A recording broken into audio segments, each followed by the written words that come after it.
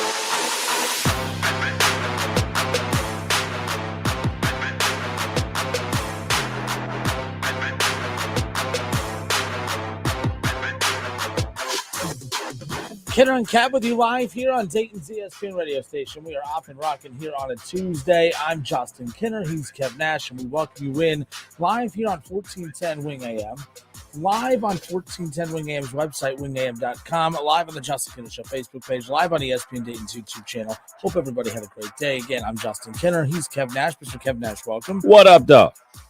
Ready for today. Let's do it. Lots to get into. NFL mock draft, I think, 3.0 now. Mel Kiper released his latest. A Buckeye going number 1 overall in his latest mock draft. We'll talk about that around the corner. Meant to get to this on yesterday's show. Reds general manager Nick Krall had an interesting perspective on their plans for Joey Votto as far as, what they would like versus what they're willing to do if the team is out of contention at the end of April. Insert laughing track now. So there's all of that. Browns fans getting a little anxious because they haven't made that splash move yet. Deandre Hopkins, his name mentioned today, as far as quite a few teams have reached out and and Hopkins willing to take restructure a deal, if you will, which means basically a pay cut. Does that put the Browns into that conversation? Some say no. Mary Kay Cabot and others have come out, and Josina Anderson came out and said no, the Browns are actually not one of the teams speaking with DeAndre Hopkins. Interesting move nonetheless. And then Bengals Twitter today, a little bit in a stir. Joe Mixon, the center of controversy amongst Bengals fans as far as what the Bengals should do. $12.5 million against the cap for a guy that does not get, for the guy that is off the field for a lot of the big high leverage moments in these games. I mean, you saw in the Super Bowl, you saw in the AFC title game against the Chiefs, these big moments in games, he's not out on the field. And it's like, that's kind of a big deal when you are talking about bringing back a guy that has such a huge cap hit. But this is why when everyone's like, oh, it's just P. Ryan, who cares? Well, that's why the P. Ryan decision was a big deal. That's why it was such an impactful move. We'll talk about all that coming up here on today's show. I think I covered everything that I wanted to get into. But let's go ahead and open up with this. Don't want to spend too much time on this. We talked a little bit about yesterday about whether or not we cared about the World Baseball Classic. Team USA going to be in action tomorrow night. Shohei Ohtani. They're going to go up against Shohei Ohtani's team tomorrow.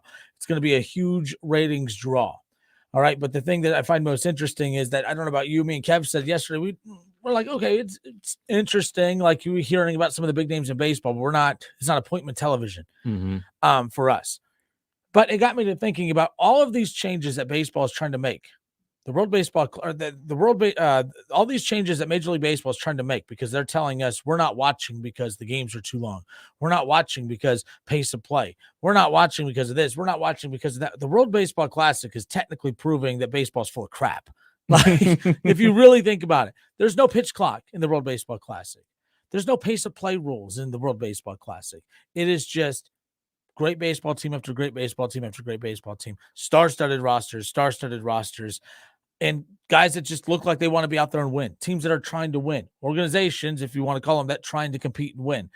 That's what is most interesting to me. There is no pitch clock. You know, where Major League Baseball put out this thing today, Jason Stark. I've had him on the show in the past. Love Jason. He used to be with ESPN, now with The Athletic, and does a lot of his own stuff. Talked about how, you know, the amount of errors, or the amount of, violations, if you will, with the pitch clock and stuff. It averages about 2 violations per game in week 1, 1.8 in week 2, 1.6, and it's down to like 1.2 violations per game right now. In a couple of weeks, you know, it's trending in the right direction, you know, once teams get used to it. So I say all this because that's great. We talked about the average time of a game now is about 2.5 hours, 2 hours, 40 minutes now. That's great. Those rules are working. But as I've said before, they're working to accomplish what? Because we were told, well, we're not watching baseball because it's just too long. Mm-hmm. Although we've talked about it. I'm like, movies right now, those great movies. If you love a movie, you're going to stay in the movie theater for 3.5 hours. You don't care how long it is. You're not going to walk out after an hour and a half and say, this is the greatest movie ever, but it's too long. I'm out of here. It's not happening. Football games, 4 hours. No one's saying, man, get me out of here. I hate football. No, if the product's good, they're going to watch it. The World Baseball Classic, to me, is just absolutely showing the MLB this approach is, I don't really what it's accomplishing, because everyone, the World Baseball Classic ratings are through the roof. Mm-hmm. They talked about what I think in Japan for the last game, like 90%. Yesterday, it was a different country. They talked about Japan. 90% of households had their games on throughout this World Baseball Classic. That's way more than the amount of TVs that have the Super Bowl on in our country. That's insane. And there's no pitch clock. There's no pace of play rules. None of that stuff. It's just stars. It's teams competing, and it's just passionate fans. To me, I think baseball, MLB they're getting, I don't know, frauds. I don't agree with all the pitch clock and all that stuff now, because watching the World Baseball Classic, it's proving all that stuff means absolutely nothing as to why we're not watching baseball. It's exactly what we talked about going into this season of baseball with the pitch clock. We said that, are they really doing it to speed the game up, or are they doing it to satisfy their media partners, aka the TV? And it's the same reason why in college football they're proposing rules to speed the games up. They want to make sure that they get these games in a certain block of time. Us being in the business of, you know, media, we understand, like, okay, commercials that play at a certain time, our clients have to pay more. And that's what they want to make sure happens. They want to make sure that they're getting all their inventory when that said client pays for that. When you have, say, the Ohio State Georgia game that kicked off at 8:15 and it goes off literally at midnight, that is a huge time block. Or we can crunch everything into from 8:15 to, let's say, 11 o'clock. That opens up more time blocks for you to sell more inventory. I never bought that the clock was to speed the game up to make more people interested. I don't think that's going to make more people say, like, oh, well, the game is only going to be 3.5 hours as opposed to 4 hours, so I'm going to watch now. That's not going to make people watch. The entertainment makes people watch. The fun, the stars make people watch. We watch any and everything if it's long, as long as it's good. So my question is, this used to happen when I was a kid. They used to retract teams. Like Montreal used to have a baseball team, Expos. Like, so is it too many baseball teams out there? That's my question. Are there too many teams out there spreading the talent too wide? Because if you have less teams, that means you have more talent on more teams. So I know, like, that's a hot button for baseball, and I know there's a hot button for baseball fans out there to actually take away teams.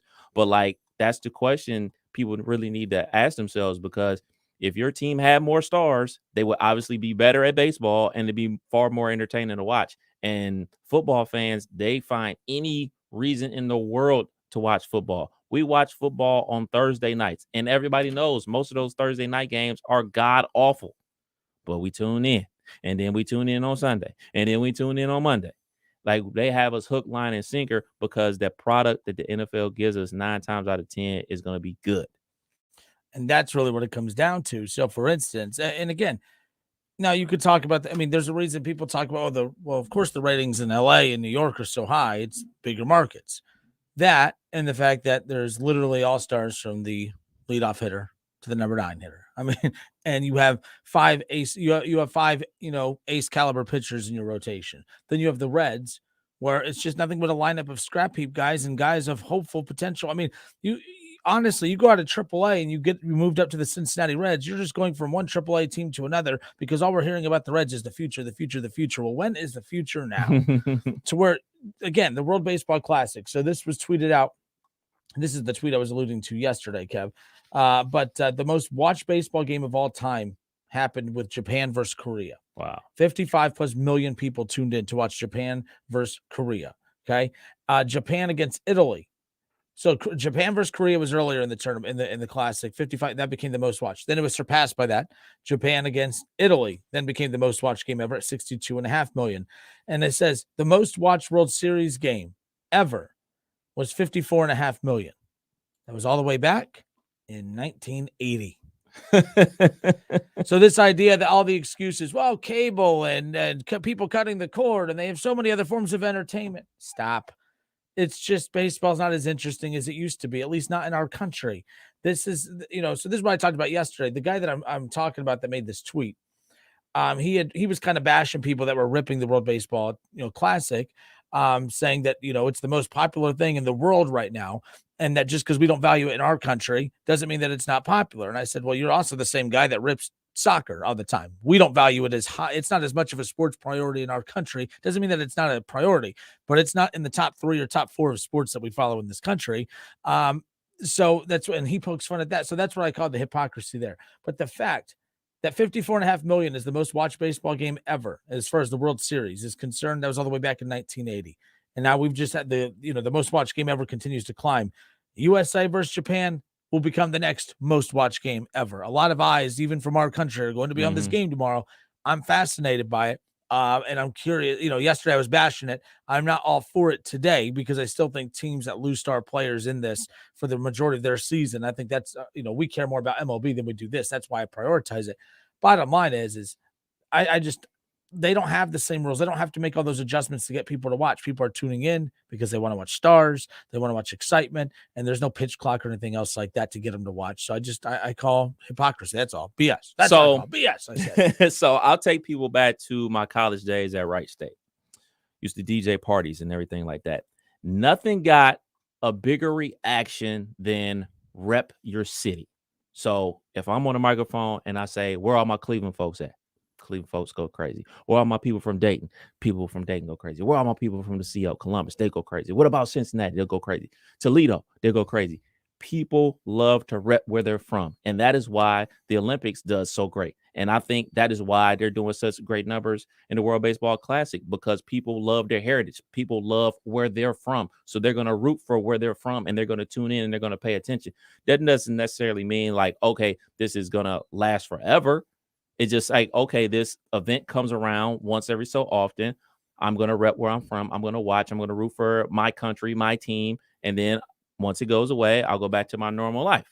So, like, I really get that vibe from it. I get the Olympic vibe, and I get the rep your city vibe from this whole World Baseball Classic. We see it in hockey as well. Hockey is popular in chunk pockets throughout our country. There are some states that embrace it more than others. We live Michigan, Blue Jackets are Columbus. And the Columbus Blue Jackets made like a playoff run a few years ago, and I felt that energy here in Dayton. But it's very few far between when that happens. So nonetheless, but to your point, yes, hockey, all of a sudden everyone becomes big hockey fans with the Olympics every 4 years, but then we don't hear about hockey amongst the masses in between that. Now I'm getting the guy in the car right now. I love hockey. I wish you would talk more hockey. There's not a lot of you out there. I'm not saying you don't matter. I'm just saying like the vast majority of people don't really follow hockey until USA, nonetheless. All right, Kenner and Cav here on 1410 ESPN Radio. Mark Smith says, what about that college baseball game that lasted 24 hours the other day, LOL? Mark, I'm not really sure what game was that. Send a link or I'll look it up during this next break, but I don't think it lasted 24 hours. I'm assuming he's being a little, I'm it was sure a college baseball game? Yep. I'm assuming he's being a little dramatic there with the time or putting a little extra time on there. However, if you find, I mean, look, how many games go that long? We're not talking literally 24 hours, by the way. He's just kind of I'm trying to find embellishing it a little now. bit. But Mark said something on that. There you go. Kenner and Cav with you here on 1410 ESPN Radio. Message into the show. Tell us what you think. Justin Kenner Show Facebook page right there in the chat section. You can tell us what you think. But yeah, I guess I just got a good kick out of this, watching the World Baseball Classic and just starting to notice, like, man, the ratings are through the roof. People really care about this stuff. And they don't need no pitch clock to get you to tune in and care about it. They don't need no mound visit limitations to do it. They don't have to do this. If a pitcher comes in, you have to at least face 3 batters. They don't do any of those cute little rules to get you to tune in. People tune in because of the stars and because the games are good and because you're watching teams that are actually trying to win. Phil Castellini even said it. I mean, more than a third of the teams are already they're not even trying to contend in this league right now, and including the Reds as far as this upcoming season, apparently. I don't know, but like I just find that interesting. I'm just curious if other people see that correlation as well. Mark Smith said, no, it lasted that long and it was suspended. Again, you're not being very detailed, Mark. You're not a very good producer, but at least I can go look it up. Shaw would have the exact length of the time of the game. Absolutely. How many pitchers? Yeah. Mark Smith, does this game actually exist? I'm just curious. Kenner and Cap 1410 ESPN Radio. We'll be right back.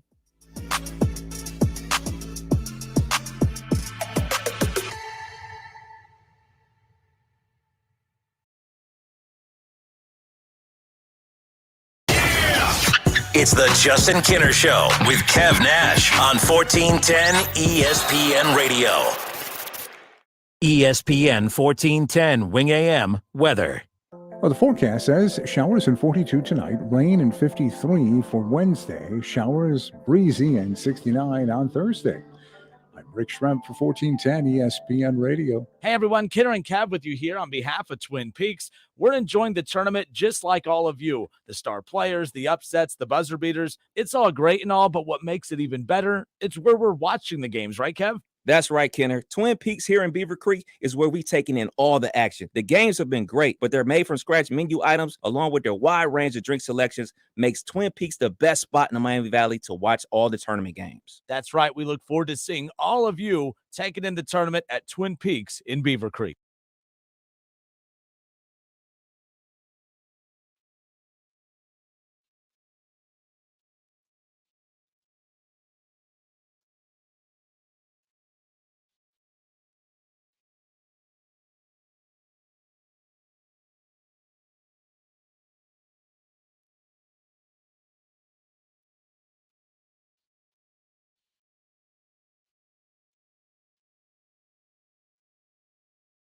Progressive presents an ad from Mom.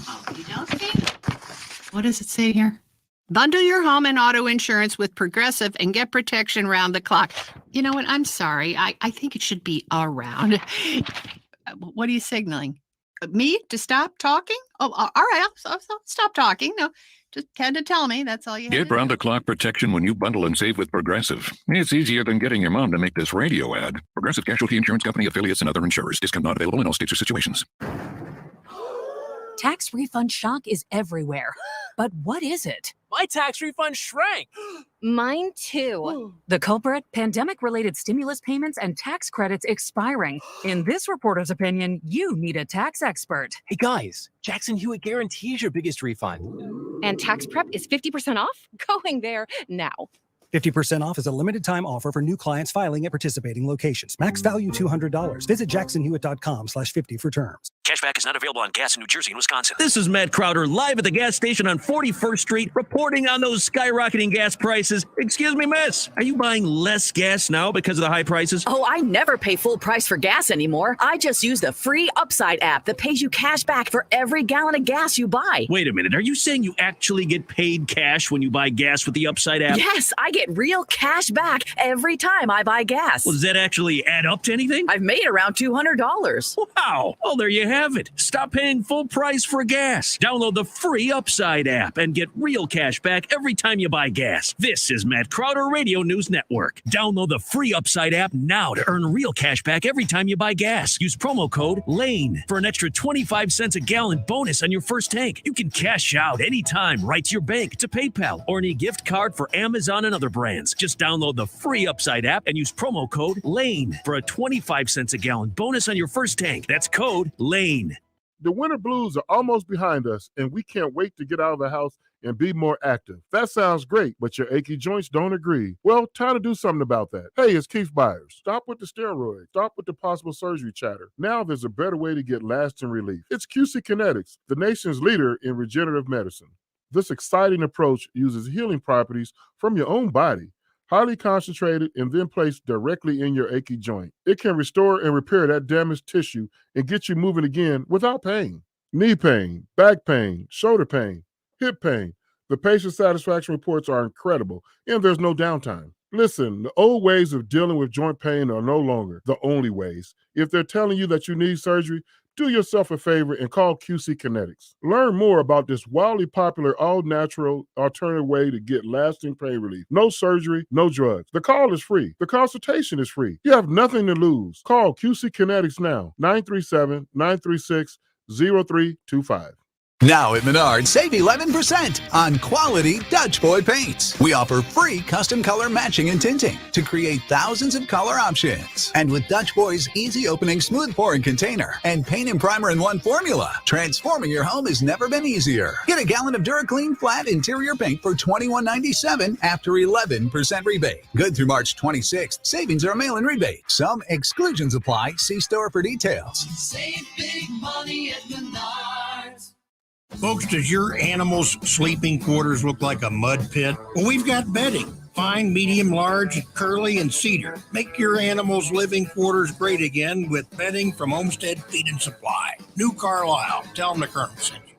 Wendy's 2 for $6 is the best deal in fast food, featuring the Dave Single Spicy Chicken Sandwich, 10-piece crispy nugs, or a medium strawberry lemonade. Choose wisely. Choose Wendy's. 2 for $6. Hey, it's Max Kellerman, and you're listening to Dayton's ESPN Radio, 1410 WINGAM.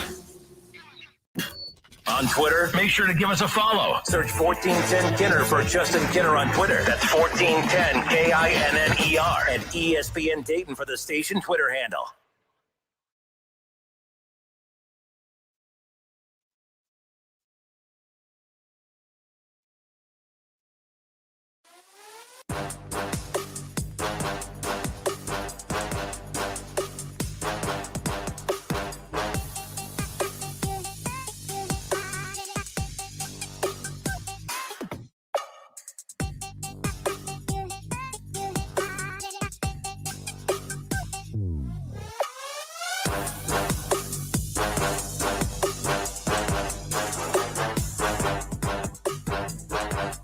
And we are back. Kenner and Kev with you here on 1410 ESPN Radio. Wow. This news came out just a little bit ago. Willis Reed has passed away at the age of 80. It literally just came out earlier today. Willis Reed, the Hall of Fame center who helped the New York Knicks win 2 championships during the 1970s, has died. He was 80 years old. This news just broke a little bit ago. Met Willis Reed, right? We had to, like that. When we were meeting Willis Reed, it was actually one of the most random things ever. And Mark Schlemmer and I, when we were hosting the show together, we were doing a show out at NCR, and there was a celebrity golf outing out there, and we were told some big names were going to be out there. We just weren't sure who showed up, who didn't, that type of thing. And whenever we got out there, there was this huge guy just sitting in this rocking chair. And I couldn't tell who he was. I didn't know who he was, but I knew he had to be somebody, right? So I go over there and we're talking. I didn't want to do the whole, so who are you again? So we're talking NBA. We're talking LeBron. We're talking MJ. We're talking, Lakers. We're talking everything. And then a guy in a golf cart drives up and says, "Oh, Mr. Reed, can you sign this?" And he goes, "Man, I just met Willis Reed." I'm like, holy crap, I've just been sitting here with Willis Reed. I had no idea. what he looked like. But for a half hour, we talked. And then Schlemmer walked over. We got pictures with them. And we said, "Hey, do you want to come on the show with us?" He goes, "Yeah." He goes, I could sit with you for a little bit. He did the first hour. Now, I thought, okay, we probably kept him a little too long. "Well, Willis, thank you so much, sir. We really appreciate your time, Mr. Reed, blah, blah, blah." and we go on, we come back for the top of the hour. He keeps his headset on, and he just stayed on. He stayed on for the entire show. I have a picture. I got to go find it now. But he had met Coach Don Donaher for the first time out of NCR. So like seeing those two kind of come across and cross paths or whatever was really neat. They sat there and they chopped it up for about a good half hour. I got a picture of them talking, which is really cool. But wow, that one caught me by surprise. Willis Reed, again, the Hall of Fame center who helped the Knicks win 2 championships during the 70s, has passed away. He was 80 years old. RIP to the Knicks legend. But wow, that was that caught me by surprise a little bit. Yeah, out of nowhere. I didn't even see that. Kenner and Cav with you here on 1410 ESPN Radio, 518-1410, 518-1410. That's the number if you want to call and jump in on the conversation. Let's see. John Harvey, wow, he wrote a book. This is about our baseball conversation a little bit ago, Kev. He goes, I wish more people followed baseball. It's the best sport, but the worst at marketing its players. All ESPN wants to do is talk about Aaron Rodgers or Patrick Mahomes. John Harvey, I'm gonna pause you. I'm gonna get to the rest of your message. I see a lot of people say that. Well, all ESPN wants to do. Here's what I got to say to that. Like, we're an ESPN affiliate. We're not directly linked up with the ESPN. So I'm not defending the network or anything here. But hear me out on this. When fans say, my gosh, all they talk about is the Cowboys. Oh, I can't believe all they talk about is the Cowboys and the Lakers. That's all they talk about. You know who you have to blame for that, right? Yourself. You, the listeners. Like, we talk about the stuff that you guys want to hear about. Like, you realize that, right? Like, and I'm not saying you're wrong, because you might be one of the people that actually doesn't care about those teams, but the vast majority. So we don't get lifetime ratings right off the bat, right? These networks do. So ESPN, Fox, like the reason Colin Cowherd talks about the stuff and the content that he does, and the same thing with Stephen A. Smith and Skip Bayless and Shannon Sharp and all them. Every single, like, oh God, Cowboys this, Cowboys that. Lance McAllister the other day was complaining because the Bengals signed Orlando Brown Jr. and they spent like 5 minutes on it, and then they spent the rest of the time talking about Aaron Rodgers. But that's the thing. Aaron Rodgers' name moves the needle. That's the thing. The Dallas Cowboys move the needle. The Lakers move the needle. Now, I'm not saying you, and John, I'm really not like yelling at you. I'm just you got this on my mind now. But I always hear fans say that, Kev. Mm-hmm. That's all they talk about. Don't get mad at them. Get mad at you. You, the listeners, you, the viewers, you're why. They're doing what the numbers show. They know if they talk anything else, they watch the number. Like, we don't get that luxury here at our station.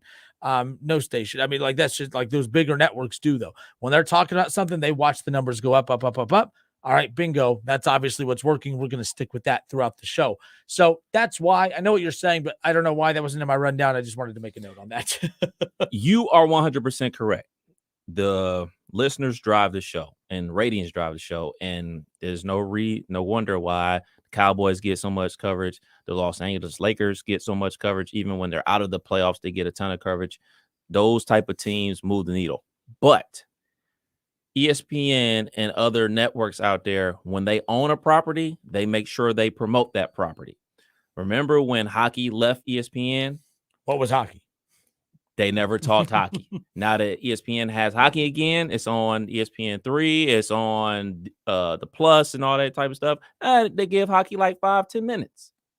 So I do believe that networks have the responsibility to talk other things. But you're right. Money matters. Ratings matter. So they're going to talk about the things that continue to get them high ratings.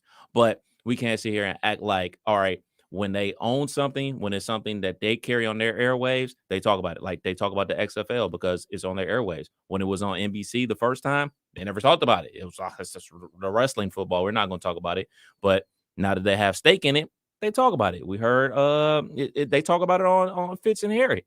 Like, so when they have vested interest in the property, they'll talk about it. But we can't be silly and act like football doesn't move the needle all year long. NFL rules the day. NFL pays the bills around here, this radio station, and every other radio station across the country, and it definitely pays the bills at ESPN.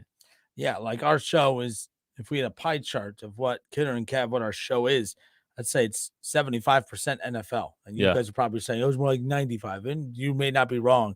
But again, that's based off of our social media interaction. That's based on just watching the show numbers in general. Like, we don't get that lifetime view, but when we get our monthly report, like that we spend all the time. That's what it. If we spent the time, Kev, Would love to talk NBA, probably 95% of the show. Yeah. And I love the NBA. But Kev, I mean, you've said before, you're like, well, damn, that just killed that. Like, not all the time. Not all the time. But some of the time, like NBA is going to ramp up now that we're heading into the playoffs. Right. And LeBron being in the playoffs definitely is that helps. And the Cavs being in definitely helps, all that type of stuff. But no, that just got me thinking about that. For instance, like the Cleveland Browns aren't talked about on any national network show unless they're bashing them for the Deshaun Watson thing, right? Colin Cowherd doesn't talk Browns at all. But why did he talk about them for that longest stretch? Oh, because he took a shot at Baker Mayfield. That went viral. And Browns fans tuned in every day. Oh, man, all he does is bash the Browns. Mm-hmm. But every one of you Browns fans tuned in. And that's why he all of a sudden was, I mean, Baker Mayfield and the Browns, that's all Colin talked about forever and ever and ever. That wasn't because, oh, he has an agenda. He hates Baker. No. He had an opinion on Baker. Social media exploded. The next day, the show exploded with the Baker Mayfield. So guess what he talked about? Every chance that he had the Baker Mayfield and the Browns. Yeah. Like, that's why. Now, to Kevin's point, yes, there are some relationships also about, like, for instance, wrestling on Fox. Colin Cowherd was known as calling all wrestling fans booger eaters when he was at ESPN. Right. Guess what? He has to, I'm so excited. We got Charlotte Flair coming on the herd today. And yeah. So that's both of those reasons are why some things get talked about more than others. And another thing for people that love hockey or love baseball, they do create other outlets for you to get that information. Tons of podcasts about every sport out there that ESPN carries. I listen to a college football podcast. Alabama quarterback. I'm drawing a blank on his name. McElroy. Okay. McElroy. He has a daily show strictly about college football. I listen to it every single day. Like spring ball just started. Now I'll be very interested to see how it goes in May when there's really nothing to talk about with college football wise, but I'll be locked in because I love college football. I love the ins and outs. I love things that are going on in the Big 12 right now. That'll be in a hurry up later on this week. So that's where I get a lot of my information about college football. So there are outlets for you to consume if you're sick of the Aaron Rodgers talk, like a lot of us are. Mm-hmm. So right. Aaron Rodgers to the Jets. Damn it, Kev. You're getting good. I like that. You know, everyone's like, Kev's rubbing off on you. You're becoming calmer. And I like to just rubbed off on him. He just did a joke of a tease right there. That was pretty good. I was just about to say, all right, well, when we come back, Aaron Rodgers to the Jets is a done deal. That's the weirdest thing going on too. So since we're there, the Packers are saying they want a first-round pick for Aaron Rodgers. What do you do? First of all, the Jets, if I'm a Jets fan, I'm annoyed right now. Like, Jets, just get it done. Oh, you're going to hold on to draft picks for the future? You're bringing in Aaron Rodgers. Your future's the next 2 years. So trade that first round pick. Do whatever you got to do. This kind of is on the Jets now. I don't blame the Packers at all. No. The Packers, like, we put up with his pain in the ass for long enough. Like, we are going to make sure we get something. We need paid for dealing with him as long as we have. And you guys got to pay a little too. I mean, we're giving you an MVP quarterback, a back-to-back MVP quarterback. I know he didn't win it last year, but let's be honest. You lose your Devontae Adams or whatever. You lose your top quarterback or wide receiver, you're going to take a hit. I'm sorry, but the Packers have all the leverage because you know why? It's not like, oh man, we need a quarterback and we can't go get our quarterback unless we get rid of Aaron Rodgers. They already have their quarterback there. They're already not an aggressive team in free agency anyway, so that's not going to matter. They're going to get their stuff in the draft. The Packers have all the leverage in the world right now. They know they're not going to win in 2023 anyway, so they're like, well, we can lose with you, obviously, and we can lose without you. So we're going to be patient. How bad do you want them, Jets? Like, all you've done is tell us how desperate you are. Right. So I don't blame the Packers. This is actually a very good business decision on their part. Sorry for going the Aaron Rodgers route, but we haven't even talked about it at all, so give us some credit. Some of you have. But this is a weird situation. It's not so much about Aaron Rodgers. It's about how the teams are handling the situation that I'm more fascinated about. They want a first-round pick for him. And if the Jets give up the first-round pick, they want this year's first-round pick. They don't want next year's first-round pick because, shoot, Aaron Rodgers could help them get to the Super Bowl for all we know, and they could be picking 32. They want this year's. They want this year's pick. And ultimately, I think that they're going to cough it up. But if the Jets are willing to give up a first-round pick for Aaron Rodgers for one season, potentially one season, because he's in, he's out, he's in, he's out, he's going to a cave, he's going to retire, he's not going to retire. So if you're going to go in and potentially only get Aaron Rodgers for 1 year with a first round pick, if I'm the Jets, I'm going to tell Aaron Rodgers, like, hey, heads up, this is what we're going to do to try to get this going and get this done, is we're going to start talking to Lamar Jackson. Because if you're willing to give up 1 first-round pick for a potential 1 year, why wouldn't you give up 2 first-round picks for somebody that could be there 10 years. For the next 10, 15 years? Even 6 years. Let's just Yeah, right. for 5 years. Yep. So I would do that if I'm the New York Jets. I'm talking to Lamar Jackson, seeing what he wants, monetarily wise and contract wise, because you got to get something drummed up in your way to say, hey, man, you guys aren't our only option. So, hey, take this 2 third-round picks and give us Aaron Rodgers, or we're going to go ahead and get Lamar Jackson.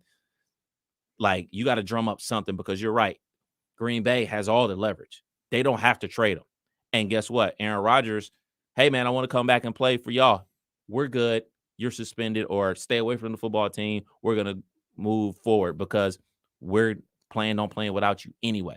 So if I'm the Jets, it's time to dial up Lamar and try to get some business going, because, shoot, these could break your way and you could potentially get Lamar Jackson and have a quarterback for the next 10, 15 years. Yeah, the Jets can regain leverage by saying, oh, you guys think he's our only option? Yeah. We'll talk to you guys later. Let us know if you ever need anything. Yeah. And then bounce as far as that's concerned.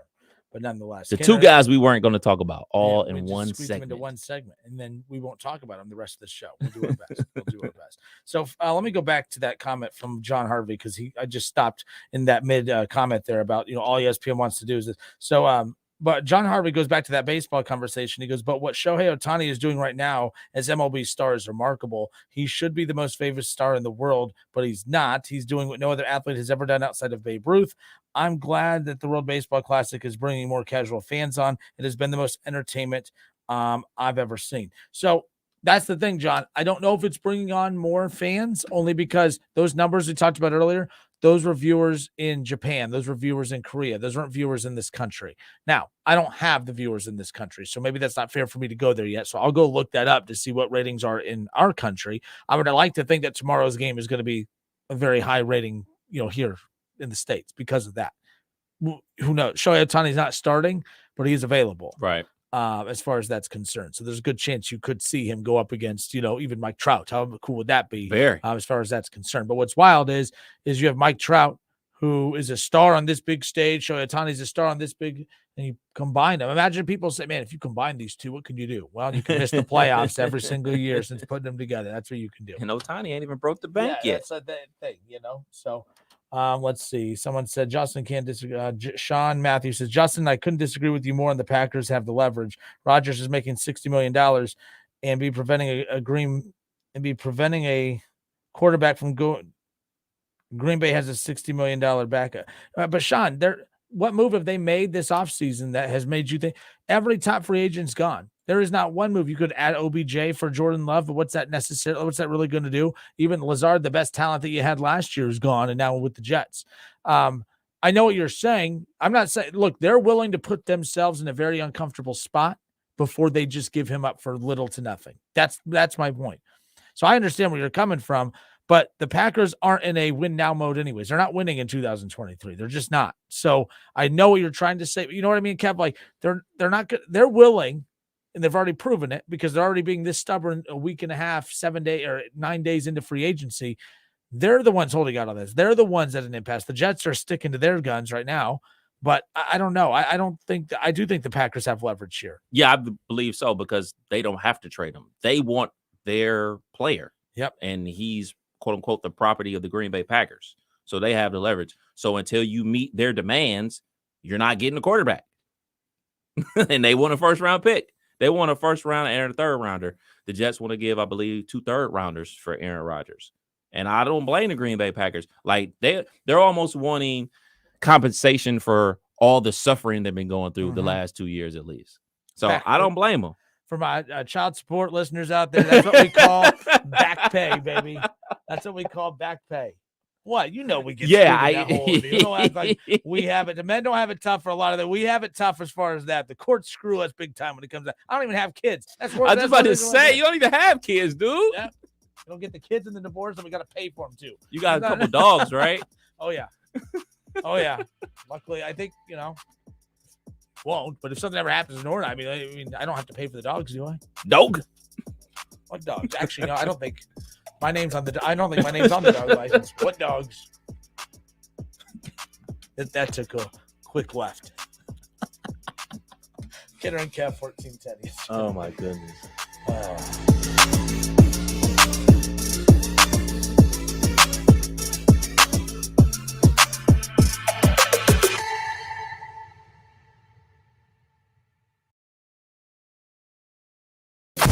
It's the Justin Kinner Show with Kev Nash on 1410 ESPN Radio. College basketball frickin' heats up this year like never before. Frickers brings back a fan favorite, frickin' street tacos that add to the drama that the tournament provides. Frickin' chicken tacos, charbroiled chicken tacos, and Mississippi barbecue taco. Frickers also scores with a 48-ounce personal pitcher of ice-cold domestic draft beer for only $6.50 all the games. Frickin' street tacos, $6.50 personal pitchers, nowhere else but the home for fun, food, sports, and spirits, Frickers. At Fisher Investments, our clients know we have their backs. How do your clients know that? Because Fisher Investments is a fiduciary, the highest standard for a financial advisor. It means we're there for our clients and always put their interests first. So wait, you do it because you have to? No, we do it because it's the right thing to do. Our clients trust us with their retirement savings, and we know how important that responsibility is. So we take the time to really get to know them. Get to know them how? We make sure we understand their unique goals, finances, health, family, and lifestyle so we can tailor their portfolio to their specific needs. Our goal is to help them achieve a comfortable retirement. Sounds like a big responsibility. You must make big commissions then, right? No, we don't sell commission-based products. We have one single transparent fee that's structured so we do better when our clients do better. Visit FisherInvestments.com to find out why investors like you are switching to us. Fisher Investments. Clearly different money management. Investing in securities involves the risk of loss. Finding great candidates to hire can be like, well, trying to find a needle in a haystack. Sure, you can post your job to some job board, but then all you can do is hope the right person comes along, which is why you should try ZipRecruiter for free at ZipRecruiter.com/free.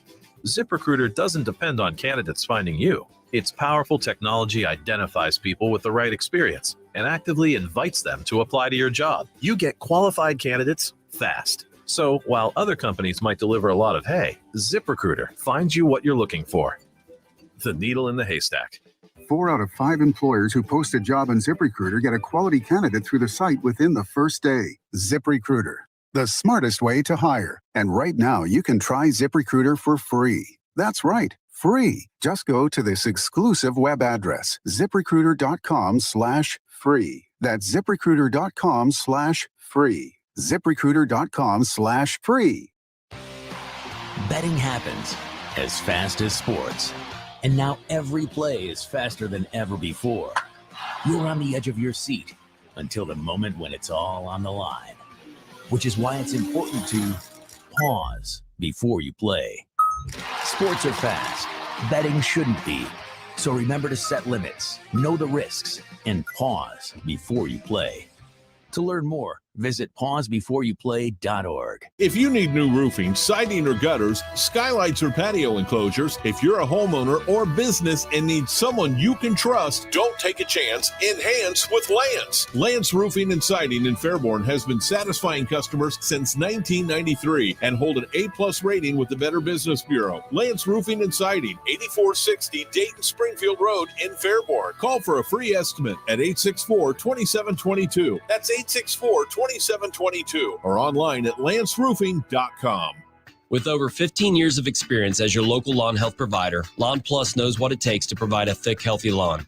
We offer fertilization and weed control programs, aeration and seeding, as the best defense against weeds is a thick turf. If your current lawn care company is providing 6 to 8 applications, that is far too many. We offer the highest quality products and service to get the best results in just 4 applications a year. Call us today at 937-839-LAWN, and remember, if you give a weed an inch, it'll take a yard. $5,000 sign-on bonus. That's right. My friends at Cordell Transportation are now hiring experienced Class A CDL drivers with excellent work history. If that's you, apply now. Cordell Transportation offers home daily dedicated lanes, no-touch freight, and brand new equipment, plus a $5,000 sign-on bonus paid over 18 months, paid orientation, and company 401k with company match. Apply online at CordellTransportation.com. Cordell Transportation, driven to succeed.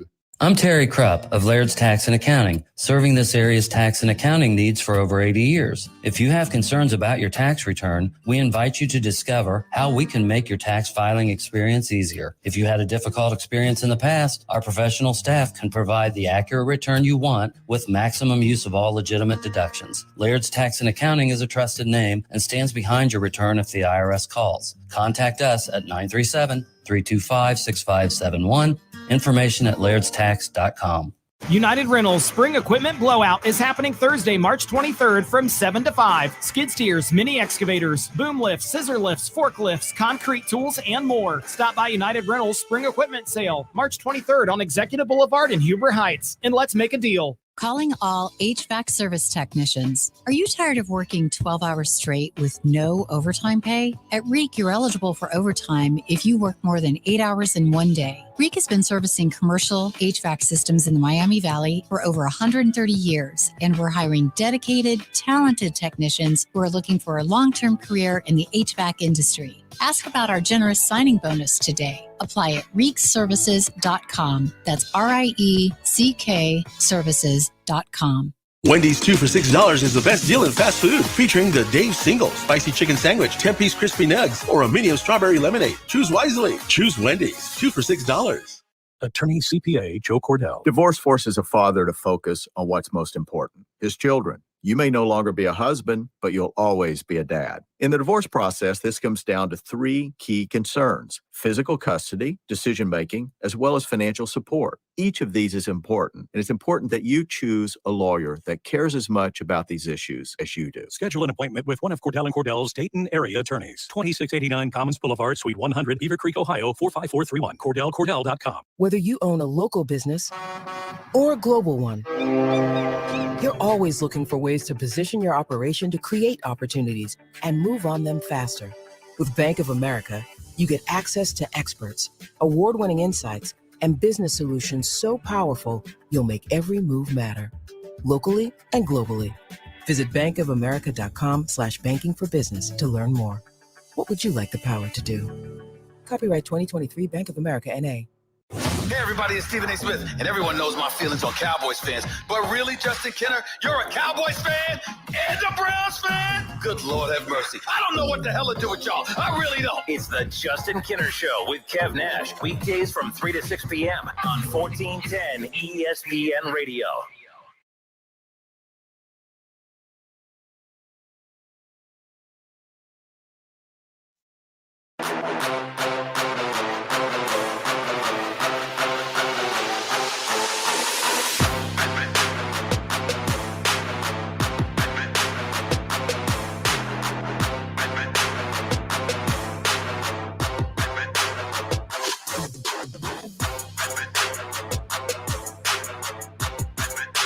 Justin Kenner back with you here on 1410 ESPN Radio.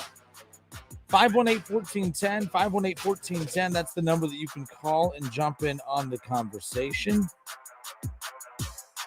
So earlier, I meant to touch on this on yesterday's show, but Reds general manager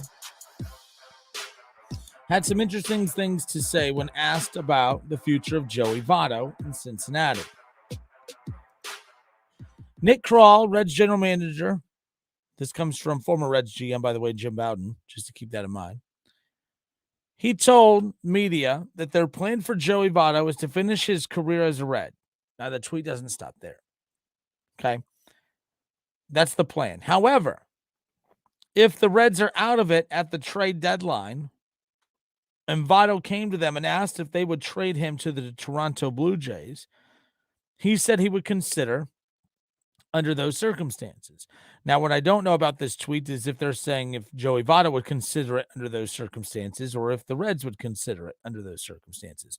My problem is this. I'm actually a ginormous fan of Nick Krall. I think Nick Krall has done a great job. I think Nick Krall has actually killed it because Nick Krall here's like Nick Krall did not decide to do this rebuild. Nick Krall was given the responsibility to handle the rebuild. You know what I mean? Like Nick Krall is the guy that's going to take a lot of bullets for everything that happens with this Reds organization.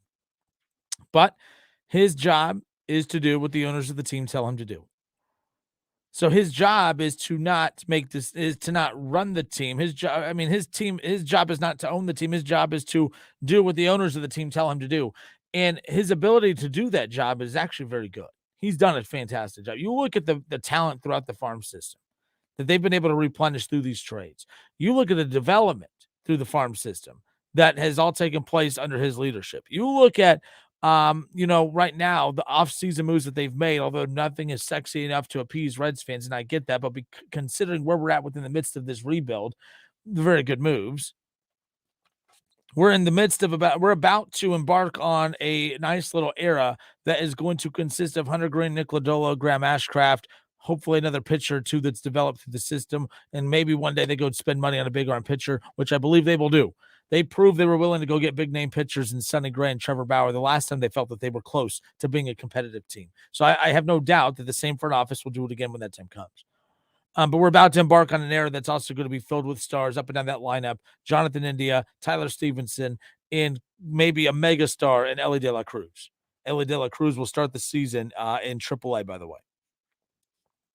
So I bring all this up because they've done such a great job of doing everything that they can to plan for the future that they're letting one mega piece continue to just be a big pain in the behind, and that's Joey Votto. I don't know what it is about their infatuation with Joey Votto, but I will say this. You cannot be a fully rebuilding team, and you have a 50-year-old continuing to clog up a position and take at-bats away from young hitters. Like, it doesn't make any sense. Would you go sign any player Joey Votto's age out there if you're the Reds in this particular situation? No. So why would you keep that man on your roster? I don't want to hear about loyalty. I don't want to hear about, in today's baseball, the Cincinnati Reds, their margin for error is so slim. They don't have the luxury to, by golly, do it the right way. We got to do right by it. Because you know what? Stars have no problem bailing on the Reds. The Reds have to have a backbone and start bailing on players when the time is right. And the Reds have done that. They've done that with Jesse Winker. All right. They did that with Castellanos. They've done that with Eugenio Suarez. They did it with Adam Duvall. Adam Duvall, one of the best home run hitters in baseball. The Reds did it with Sonny Gray. Trevor Bauer, they were always going to be priced out. The price point for that was too high. Trevor Bauer now we're not talking about the same guy only because of all the stuff off the field that has kind of tarnished his name a bit. But I just don't get why the Reds are going all in on a rebuild, but they're keeping that one toe out of the rebuilding water with Joey Votto. He's old. He can't stay healthy. When he is in the lineup, he's constantly talking about all the things he's doing to change up his swing, and it leads to the same 220 to 240 batting average. Like, come on now. They have to just say, thank you for everything you've done for us, although it didn't lead to wins. It didn't lead to a World Series. It didn't lead to a playoff series win, but thank you for everything you've done for us, and we're glad that we can help you get an MVP. Joey Votto's value to this team was 3 years ago, when they could have actually gotten something back significantly in return. They can't get anything back. Oh, we're going to trade him to the Blue Jays. Look, at this point, it's not about anything that you get in return, because what you get in return when you trade Joey Votto is reps and more young names and at-bats for guys trying to make a name for themselves here. It's driving me crazy. And then saying, well, if we're out of contention by the trade deadline, you mean when? I'm hoping that this team is competitive, because let's be clear. I want to say this. I say that as a smart aleck, but let's be clear. There is a very good chance that at the trade deadline, the Reds are within striking distance of a wild card. Now, the thing I need to ask you guys is this. What do you consider striking distance? I consider striking distance of a wild card within 8 games. I would not be surprised if this rotation, because you got to think, if Hunter Green, Nick Lodolo, Graham Ashcraft, who are all killing it in the spring right now, if more times than not, the Reds are winning 3 of every 5 games because of those guys on the mound, that's going to put them close to 500, a little under 500 by the time you get to that point. This isn't they're not going to be a playoff team. But for him to say, that if we're out of it by the trade deadline, like what's out of it mean? Like, is out of it like we do not, if the playoffs started today, we're not in it. But my big thing is this, even if you are in it, move on from Joey Votto. You can't fully rebuild. You can't fully look to the future. You can't fully make every decision you can to make the team better for the future when you're taking a prominent position like first base and clogging it with an aged guy who's been trying to find his swing for the last 5 years. I'm over Joey Votto. I'm over the fans who support Joey Votto. Joey Votto, to me, has had no problem losing his entire run in Cincinnati. I'm not a Joey Votto guy. He's a great player. But as far as who the Reds are, trying to rebuild and focus on the future, he's just in the way. Now, I'm going to make a lot of enemies here. I don't know what it is. Players in Cincinnati named Joey apparently just don't sit well with O'Kinner over here. I don't know what it is. My brother's named Joey, and I love my brother to death. My brother's name is Joey. I love him to death. But that might be the only Joey I love. My brother Joey is the only Joey I love. Anyone else named Joey, I apparently have a problem with, especially professional athletes who reside in Cincinnati, Ohio. I don't know what it is. But the Reds need to move on from Joey Votto. It's plain and simple. This little cutesy-wootsy, we hope he ends his career with the Reds. Why? This isn't a guy that brought you – what did he bring you? He brought himself an MVP. What did he bring you? What is this, like, unstanding loyalty that they have to this man? What did Joey Votto do for the Reds that they just can't seem to rip? I mean, the no-trade clause and all that stuff, I get it. But the no-trade clause is the other part that I have a concern about when it comes to Joey Votto. He doesn't have a competitive bone in his body. We rip athletes all the time who hold their teams hostage. Aaron Rodgers. I want help. I want talent around me. I want say in some of the offseason moves that we make because I want to say in the success that we have on the field. Oh, he's a cancer. He's this, he's that. Get him out of here. No, actually, that's the part of Aaron Rodgers I liked. I like when athletes do that to a certain extent. I like when athletes say, okay, stop with the losing. I'm tired of losing. For us to be successful, yes, for me to be successful, it may sound selfish, but let's be clear. When I'm successful, you're successful. So I would like a say in that. Oh, but we say he's a horrible player. Joey Votto never once did. I mean, at what point did Joey Votto hold his team or his front office accountable throughout any of this?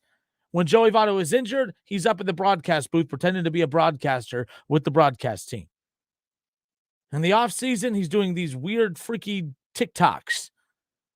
Hell, he's doing the weird, creepy TikToks throughout the season.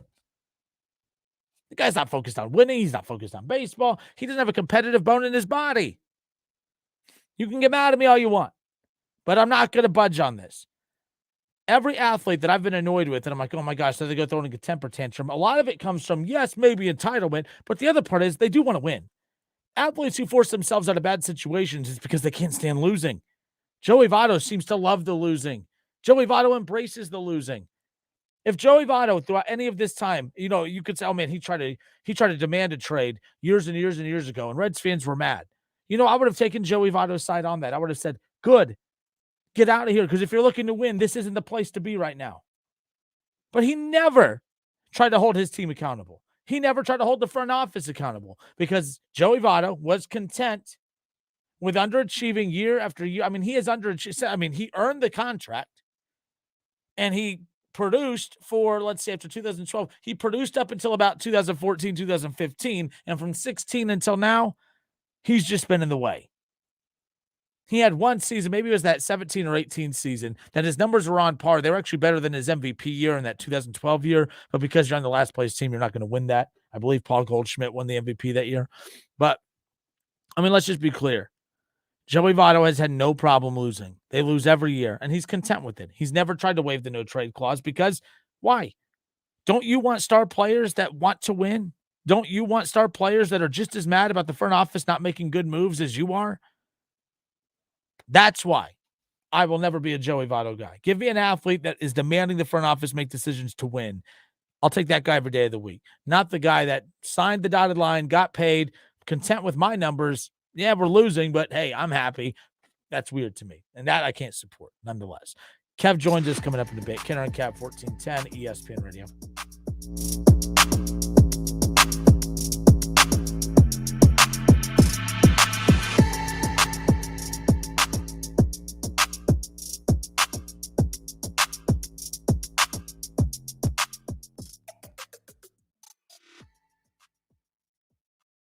It's the Justin Kinner Show with Kev Nash. Justin, you're awesome, baby. Right here on 1410 ESPN Radio.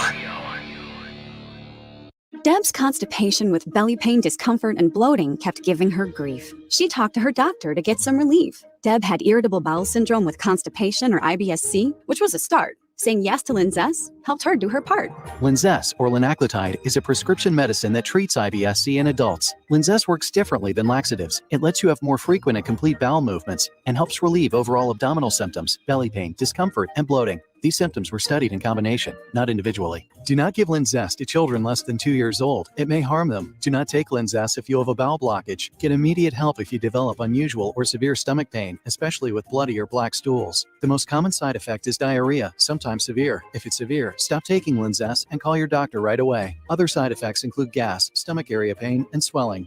There could be more to your story with IBS-C. Talk to a doctor today. Say yes to Linzess. Learn more at linzess.com or call 1-800-LINZESS.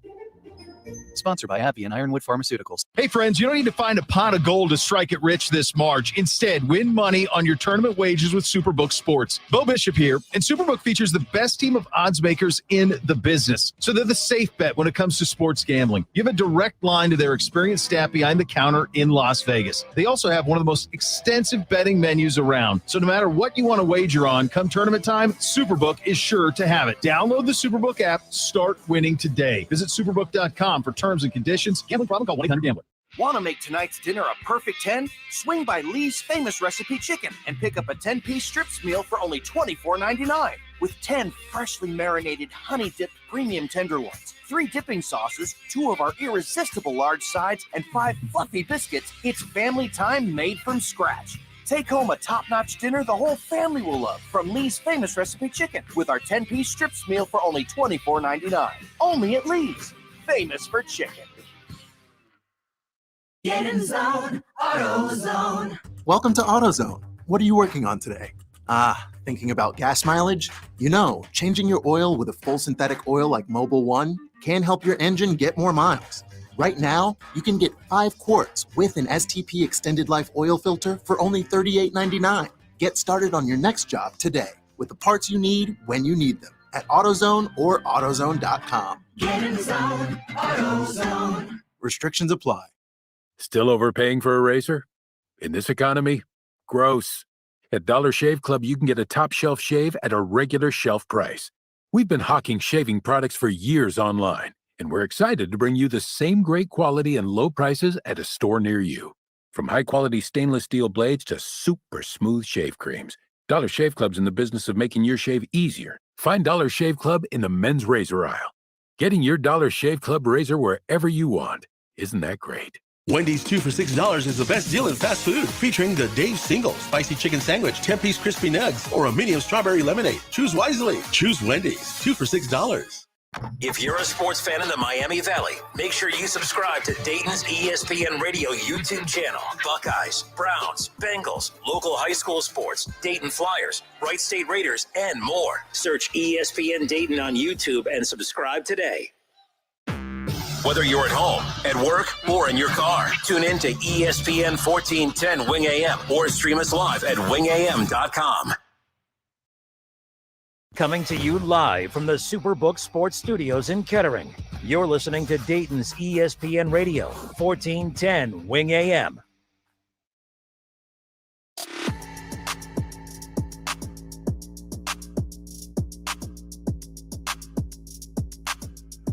Kenner and Cat back with you here on Dayton's ESPN radio station, 1410 Wing AM, hour 2. We're live on the Justin Kinner Show Facebook page, live on ESPN Dayton's YouTube channel, live at wingam.com, and live on 1410 Wing AM. There's many different ways you could take this show in. Last thing on this vital thing, got Kev back. We're moving on. Got some NFL stuff to get to. The Browns, after all my complaining about the Browns a little bit ago, they're in on a big name, so I feel pretty good right now. We'll talk about that in a moment. Last thing on this. So Nick Krall, the Reds general manager, comes out, says, hey, they hope that Joey Votto's career ends with the Cincinnati Reds, but does say that if they are out of contention by the All-Star break or by the trade deadline, that they will look into trading him to the Toronto Blue Jays, which Joey Votto being from Canada, that makes all the sense in the world, yada, yada. My problem with all of this is you're super young, you're rebuild. I mean, you are 1,000,000%. You to the point to where you almost lost the trust of your entire fan base. That's how bought into a rebuild you are. You can't be that invested into a rebuild and then have a 55-year-old man taking reps at first base and taking at bats away from young talented dudes. Like, that doesn't make sense. He's not a double nickel. Well, he's not. No. This is why when you were out of here, I'm like, I'm going for it. He ain't here to hold me accountable, man. So, but Thursday's going to be awesome. Are you out Thursday? Oh, I'm out. I'm out in Cincinnati. What's Thursday? Next Thursday. Oh, next Thursday. I'm a big Vott fan next Thursday. But no, look, it is what. But this, like, oh, you can't. A lot of lists, you can't trade Joey Votto. You just can't. I mean, you can't because he's 55. No one wants him. No, you can. You really can. The Reds have proven to make cutthroat decisions before. Why they're not being cutthroat with him? It's not like there's a World Series tied to him. There's not even a playoff win tied to him. Last thing, that's all I gotta say. So I recapped that real quick just to get to some of the comments that came in. Chad Kinster says Votto gave Cincinnati an MVP player. Bauer gave Cincy their first Cy Young pitcher. Where was the loyalty to him? There was loyalty to him. They just couldn't afford him. I mean, they would have loved to keep Trevor Bauer. Luckily, they didn't. Or Brandon Phillips, who is arguably the best and our second best defensive player in Reds history. Again, now we're talking about it's not loyalty, it's limitations. The Reds have limitations as a front office of what they're willing to spend. I'm not defending that. That's just the nature of it. So when I was talking about loyalty, Joey Votto, loyal, I say, lacks competitive bone in his body. He was content with losing. Now, I'm being aggressive there. I don't actually think Joey Votto loves losing. I don't think Joey Votto says, man, I can't wait to lose this season. But what I do think he lacks is that one killer instinct that a lot of professional athletes have, star players have. Man, if I'm not winning, get me the hell out of here. Mm-hmm. Do you see where I'm coming from with that? Doesn't mean you have to agree with it, but do you at least see where I'm coming from with that? That it's weird. That's weird in sports today. It is, but you think Joey Votto's 55 years old. So I don't really. That was being a smart ass, just to be clear. No. I know what you're saying. But there's an argument to be said that he comes from a different cloth and he's a little bit older than definitely this generational player. So, sticking out with the franchise that drafted you and you've been a part of from X amount of years. Like, there's a lot to be said with that, especially in the game of baseball where there's still a lot of older people that watch baseball and have that vibe of like, hey, ride it out. This is the team that brought you here. But I'll say this about that. Everybody's tradable. Jerry Rice once played for the Seattle Seahawks and tried out for the Denver Broncos. Joe Montana played for the Kansas City Chiefs. Patrick Ewing played for the Seattle Supersonics. Like, everybody's tradable, dude. Everybody. Like, I don't care who you are. Like, this whole notion, like John Elway and Kobe Bryant, those are the anomalies. Those are the guys. Kobe was wanted out. Yeah, he wanted out. He wanted to go to the Bulls. He wanted to get traded to the Bulls. So this whole aspect of thought like, oh, you can't let a guy go. You can't trade him. Or even take it to coaching. Like, oh, that coach deserves to go out on his own terms. Well, Syracuse just gave Jim Boeheim the boot. No matter how they try to I heard it. He retired. No matter how they try to spin it, they weren't winning enough games. As we talked about with Coach Jarvis, if you don't win enough games, you get the heave-ho. And a lot of these coaches do kind of like get to go out on their terms. But players, they can be cut. They can be traded. It is what it is. And it all comes back to winning, man. If you're winning and you're playing well, the fans will be on your side. But he hasn't played well. He played well, 2 seasons ago? And that was like a bounce back year. So what happened in between those 3 or 4 years where he wasn't playing well? And then last year and everything like that. I know injuries and yada, yada, yada, all that stuff. And that's a reality of sports. You're not going to have your very best season every season. But it does come a point in time for an organization to move on from a player. That's just the reality of it. So, just like everybody at their job. Mm-hmm. And real quick on this too, and I was also surprised people weren't more critical of this. Joey Votto had major left shoulder and bicep surgery that he admitted in a last year that he'd been putting off for years. And I'm like, what? Like, for one, that's silly. Because basically say, yeah, I've struggled for a while, but keep in mind, I've been putting the surgery off for years. For one, shame on you. And two, shame on the Reds. Because that to me, but then I say that, but then that was also during a stretch where the Reds were trying to be competitive. That's when they were spending money. Right. But at the same time, like, if you've known all along, I mean, every 1 year you say it's because you weren't choking up high enough. Then you said you changed, a hitting approach and blah, blah, blah. You're tweaking all these things. I worked on a different swing in the off season. Same result, blah, blah, blah.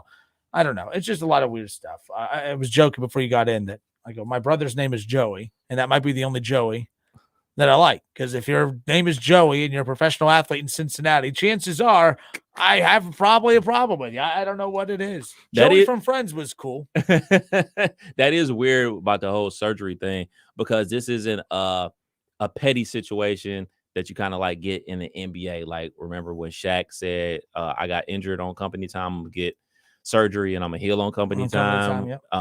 Scottie Pippen and his whole situation with Chicago Bulls back in the day.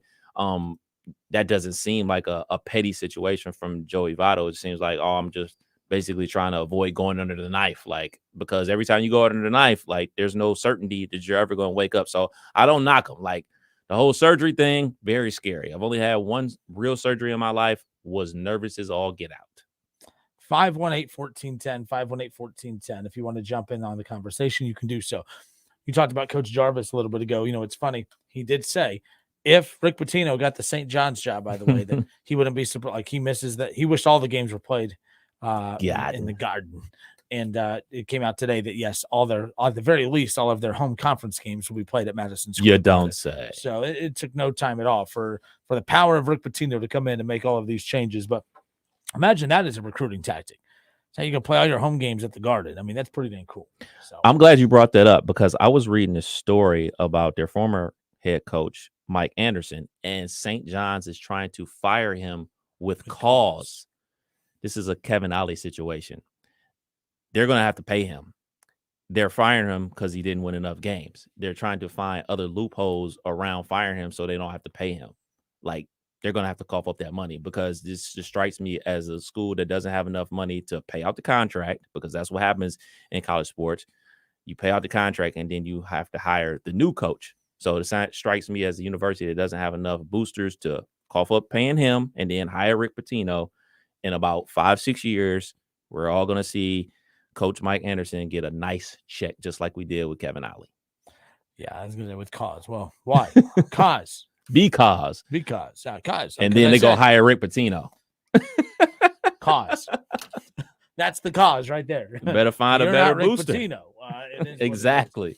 And I don't know where you're at with this, but like, I'm so tired of listening to sports talk shows and doing the whole, they're putting winning first above morals. Can we stop?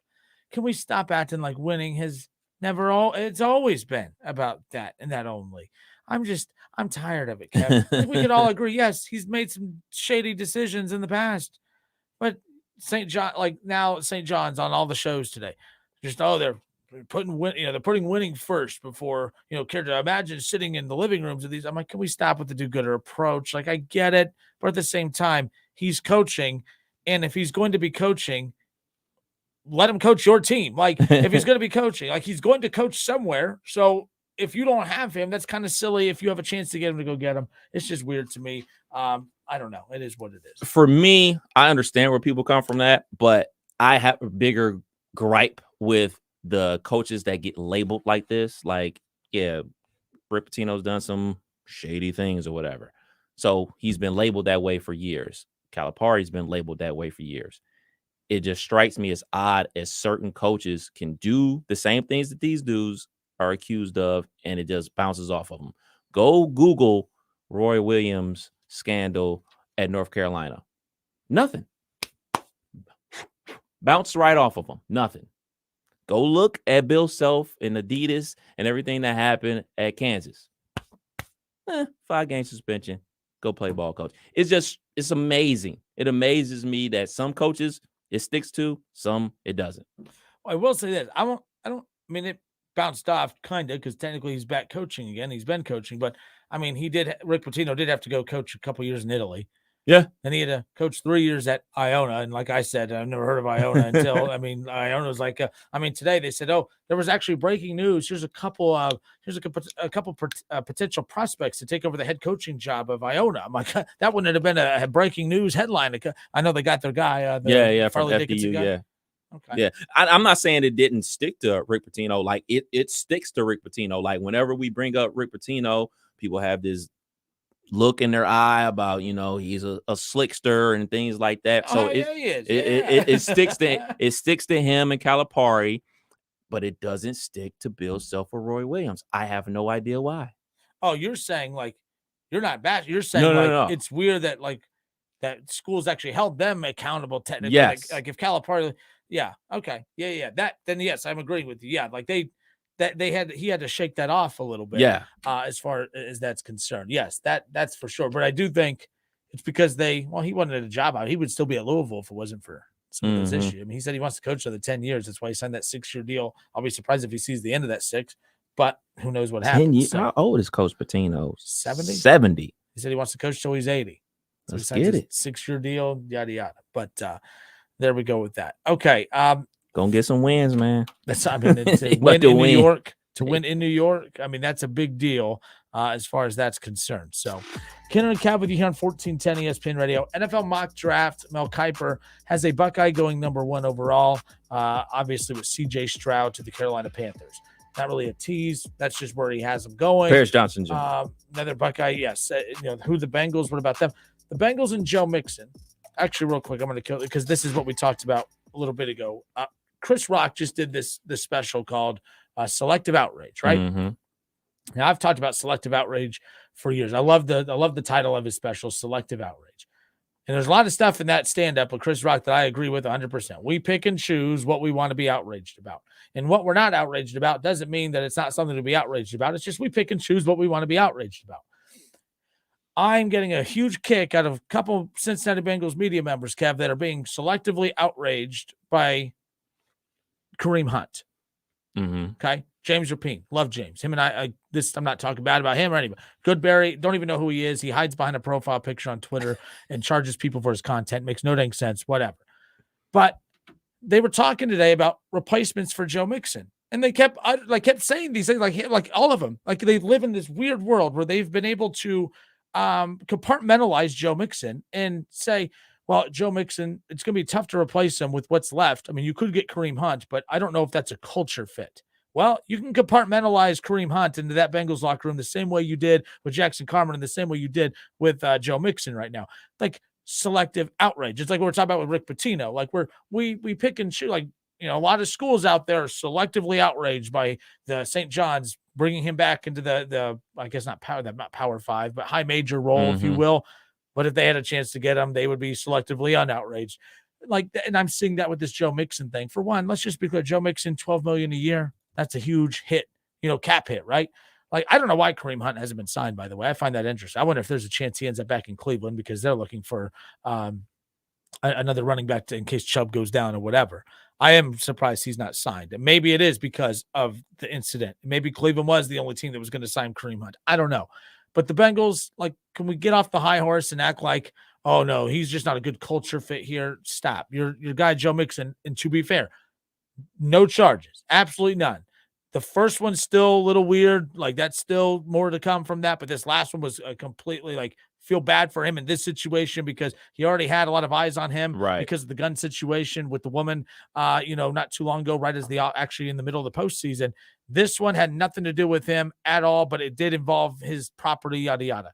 So that I feel bad about, but at the same time, it's just the perception of him is this. But you can compartmentalize all the noise that surrounded Joe Mixon. I'm pretty sure you can compartmentalize the whole Kareem Hunt thing. I'm not justifying anyone's off-the-field issues whatsoever. I just don't like when the selective outrage that we talked about, that's what's being practiced here, and I don't like that. I don't like that. Make your team better. Go get Kareem Hunt, Cincinnati. Stop pretending to be outraged by something that you can't overlook with Kareem Hunt, but you've done it the whole career of Joe Mixon. Yeah, and they're a little different. I get that. Yeah, definitely. If we dig into the weeds about both situations, we don't have to go back. Yeah, I did want to clarify. I am very well aware there. Yeah, for sure. The thing about everything, the more recent incident at his property, for me, I just find it weird for when it was reported, it was all over ESPN and social media and everything like that. And then when the actual facts came out that he wasn't even in the state of Ohio, that it was his sister and his brother-in-law, and then there were kids playing in the backyard at like 1:00 in the morning, and shots rang out, fearful of your life, and then there's no kind of like retraction of someone's character, because that's going to stick to him as well, just like the stuff from college stuck to him. Like I said before, go Google it for yourself and you make a determination for yourself. And then the incident that happened recently in the playoffs, all these things are going to stick to him regardless if someone got you called a racial slur, or regardless if he wasn't even at home, it's all going to stick to Joe Mixon. You go look at his Wikipedia page, it's going to come up on his page. And unfortunately, that's how things are when you're a celebrity. Yeah. And that really wasn't supposed to be like a whole in-depth thing, but I was just like, really, the selective outrage thing. It got me thinking about that. I'm like, we don't have to pretend to be outraged by everything. We could all understand that there's right and wrong, and some right decisions and wrong decisions have been made, and then you move on. But not everything has to be, the Bengals have this culture that they just can't let certain people infiltrate. So it's like the current guys were grandfathered in, apparently. I don't know. But they have the 28th pick in this year's draft. They've missed on a lot of running backs, and that's not Bijan's going to be gone by then. He's going to be gone. Remember, that's why we did a topic a while back. I'm like, the Bengals, they Jahmyr should Gibbs, consider man, moving up. And Gibbs is a name that's being brought up a lot. Jermaine Pratt talked about him. He tweeted out, and that's someone that they need to. He kind of signed off on that. But Mixon, $12 million a year. So the problem is Mixon $12 million a year, and you compliment him with a rookie, but you're paying a guy $12 million a year to be off to the sideline the biggest moments of games. That's what that's what is the problem. I complained about that with Nick Chubb. There's times where on big third downs, they were bringing in Kareem Hunt, who's capable, but you're not the featured back. Nick Chubb is paid to be the guy who's supposed to pick up those big chunk yards, or those small. He's just a big, broody guy. Like that stuff, but the analytics, all that stuff. But that's what I heard James Rapine and stuff, who does a great job, by the way. It wasn't zeroing in on him. It was just, I want to make sure that I'm not being shady and not bringing up the name of the podcast I listen to, because they do a great job with it.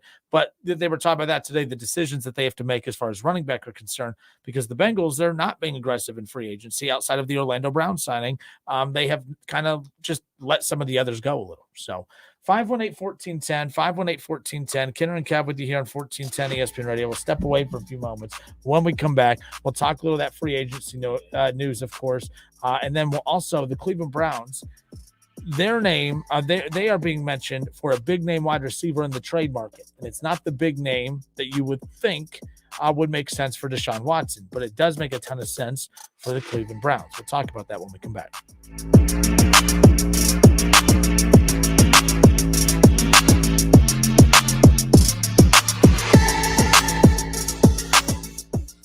Listen, stream, watch. It's the Justin Kinner Show with Kev Nash, right here on Dayton's ESPN Radio, 1410 Wing AM. ESPN 1410 Wing AM weather. Well, the forecast says showers and 42 tonight, rain and 53 for Wednesday, showers, breezy, and 69 on Thursday. Rick Schremp for 1410 ESPN Radio. Hey everyone, Kidder and Cav with you here on behalf of Twin Peaks. We're enjoying the tournament just like all of you. The star players, the upsets, the buzzer beaters. It's all great and all, but what makes it even better, it's where we're watching the games, right, Kev? That's right, Kenner. Twin Peaks here in Beaver Creek is where we're taking in all the action. The games have been great, but their made-from-scratch menu items, along with their wide range of drink selections, makes Twin Peaks the best spot in the Miami Valley to watch all the tournament games. That's right. We look forward to seeing all of you taking in the tournament at Twin Peaks in Beaver Creek. Houday Nation, Betfred has come all the way from England to the great state of Ohio with over 50 years of sports betting experience. No emperors, no movie stars, just a sportsbook you can trust. The Betfred Sportsbook app will be available on January 1st, 2023. Until then, download the Bengals app or go to betfredsports.com and have a chance to win Bengals tickets and exclusive merchandise. Official sports betting partner of the Cincinnati Bengals. Must be 21 plus. Gambling problem? Call 1-800-589-9966.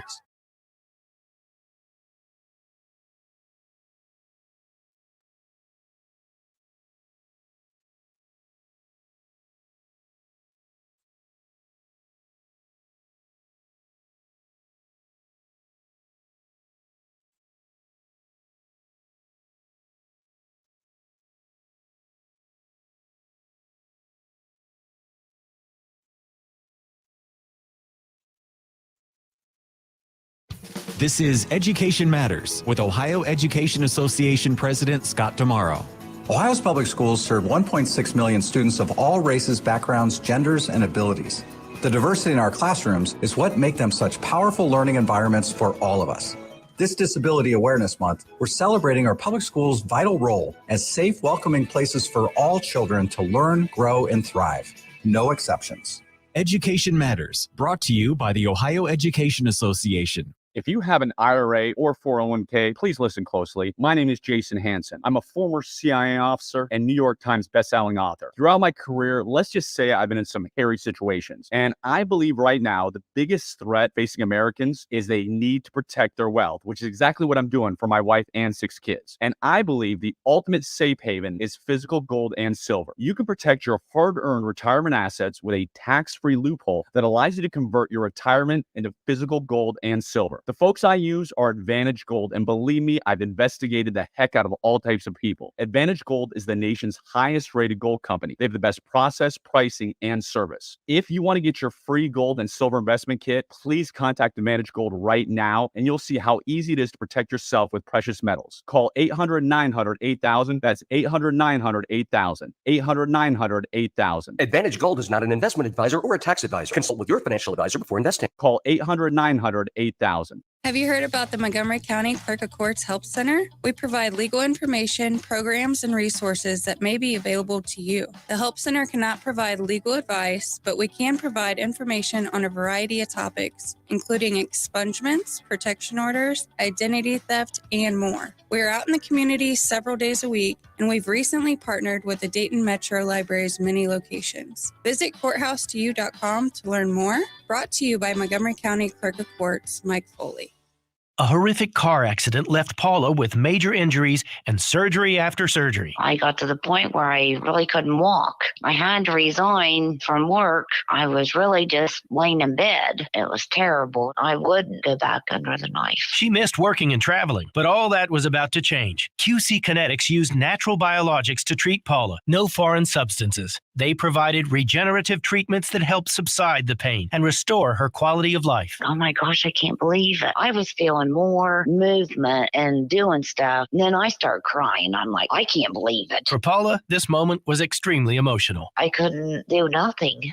And now I'm working and I was on my feet for 7.5 hours and I feel good. I got my life back because of QC Kinetics. Call QC Kinetics now for your consultation. Call QC Kinetics 937-936-0325. That's 937-936-0325. 937-936-0325.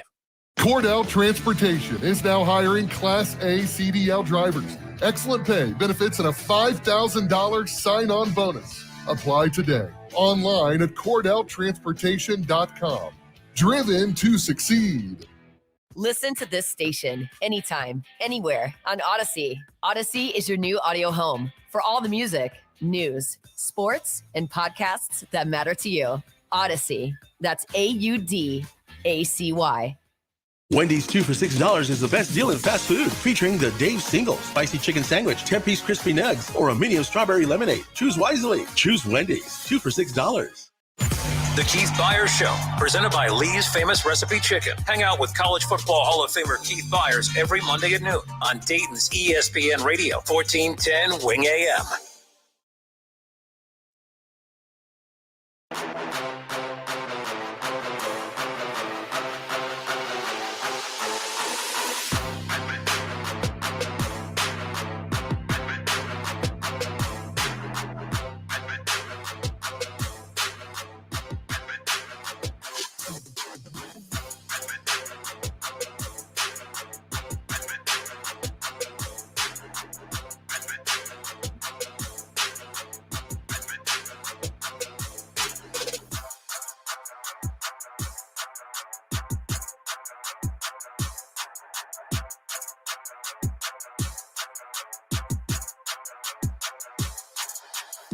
Kenner and Cav back with you here on Dayton's ESPN radio station, 1410 Wing AM.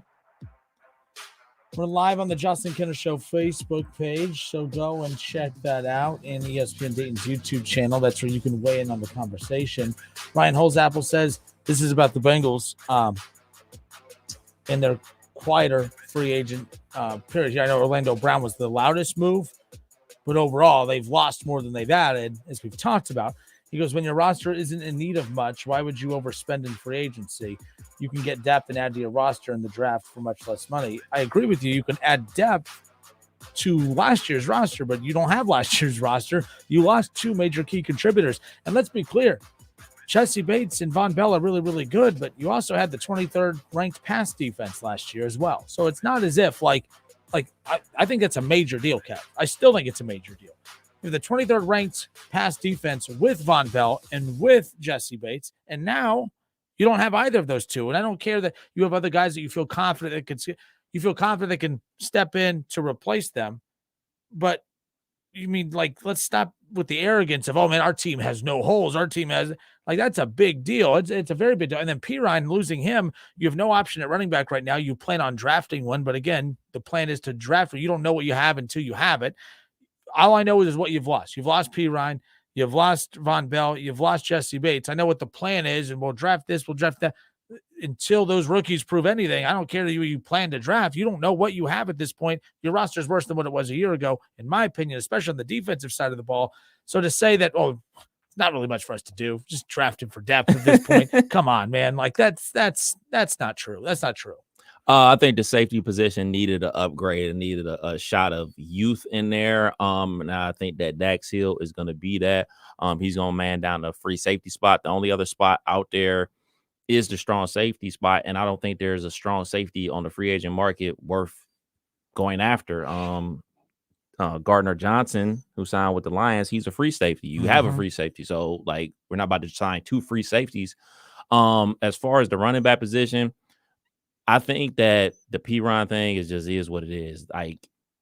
The biggest issue is, what is Joe Mixon going to do, or what are the Cincinnati Bengals going to do with Joe Mixon? Are they going to be able to restructure the contract? Are they going to cut him? Because I think you're right. I don't think you can go into next season with, I don't know, say 2-3 rookie running backs and say, all right, our running back room is going to be all young guys. I do think you're going to need a veteran in that locker room. Not only, look, the rookie could be the best one out of the bunch. That's fine. But you still need that veteran presence, third downs and things of that nature, be able to pick up the blitz and everything like that. So I think they're going to need a veteran running back. And for all I know, they could bring Zeke in to be that veteran running back, and they could draft whomever to be the next star running back for the Cincinnati Bengals. Could be Gibbs, could be John Robinson, could be Kalen Laborn, whomever. But I still think they're going to need a veteran in that locker room, be it Zeke, be it a restructure for Joe Mixon.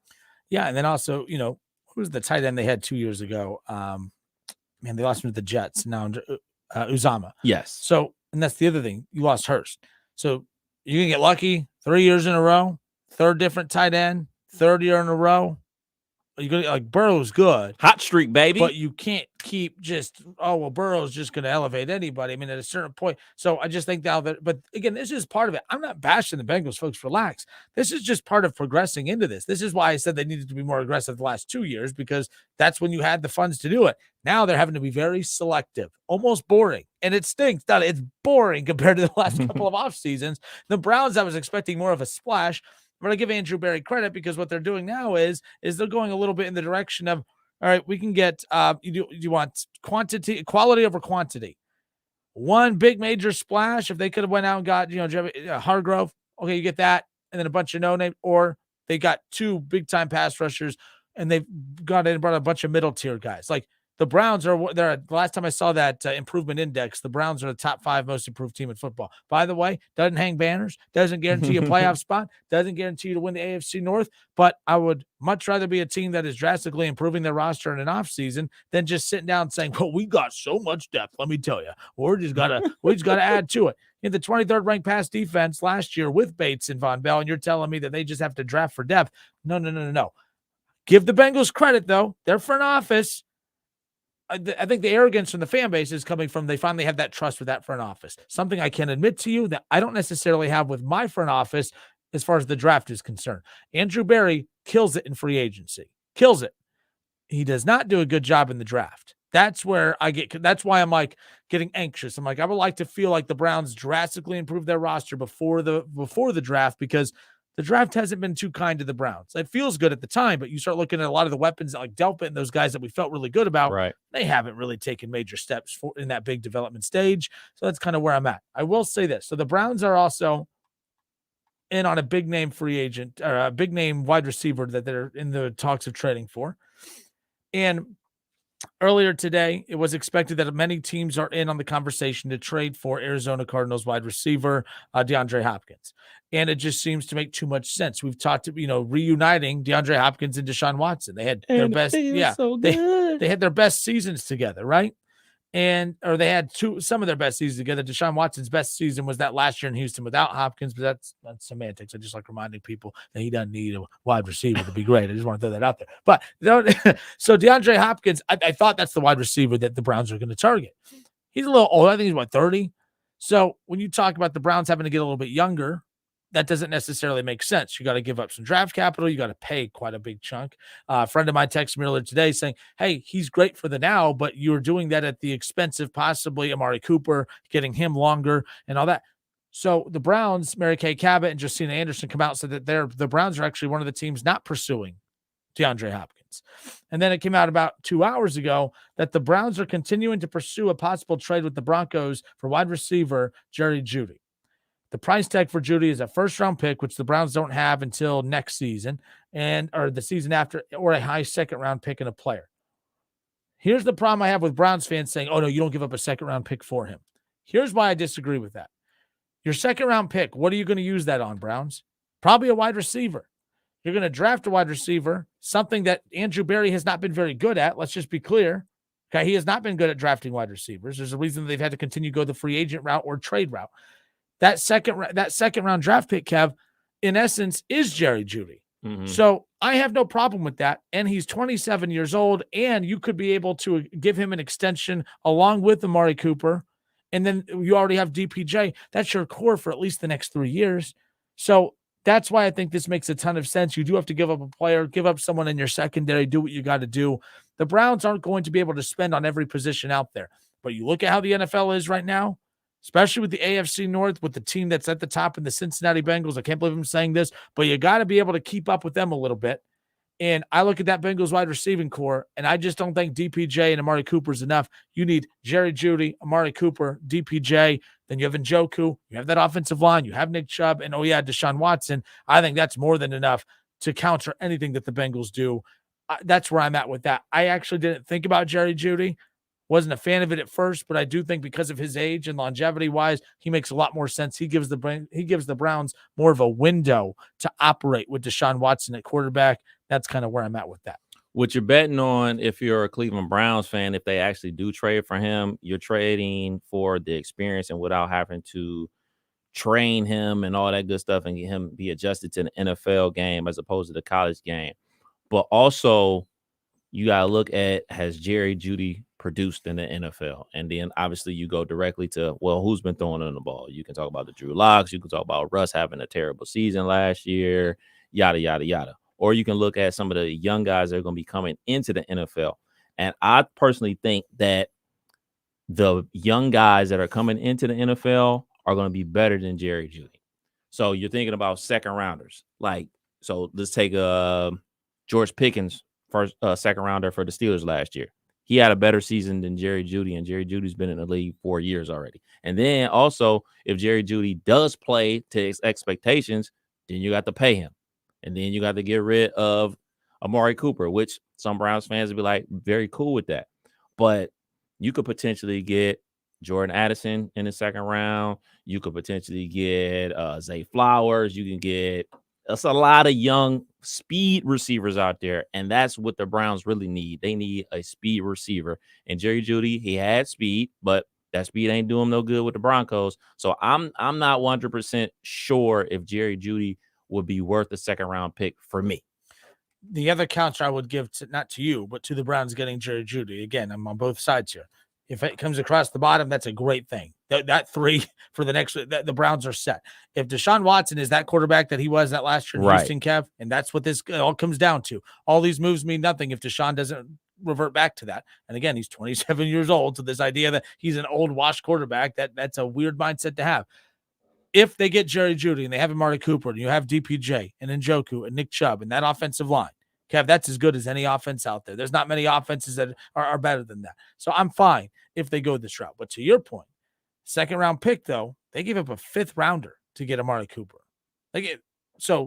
And Amari Cooper's way better than Jeudy. Right. So to give up a second rounder for Jeudy, but I'm looking at this as an isolated situation. If you're going to draft a wide receiver in the second round, he's not good. It's like the Patriots with drafting wide receivers. They're just not good. The Browns are not good at drafting wide. Andrew Berry has not been good at drafting wide receivers. So that's why I'm like, okay, Jerry Jeudy, you at least know what you get. But at the same time, Jordan Addison, that's kind of a different story. Although we're going to get to this mock draft in a second. Right. A lot of wide receivers going in that first round. So. And my thing about Jerry Jeudy, everybody talks about how bad of a season Russ had last year. Jerry Jeudy had his best season last year. I mean, he had a season where Jerry Jeudy didn't catch a touchdown. Like, everybody catches a touchdown when you're a starting wide receiver. He had a season where he didn't get any. Now, I know it was Drew Lock throwing in the ball. I get it. But no touchdowns? A goose egg? That's alarming for me. You just worry about your own damn team. I'm just saying, man. We're going to get to your team in a moment. Oh, we lit, baby. We're going to get to your team in just a moment. Baby. Doug Toby. What up, Doug? He goes, they know what they are doing.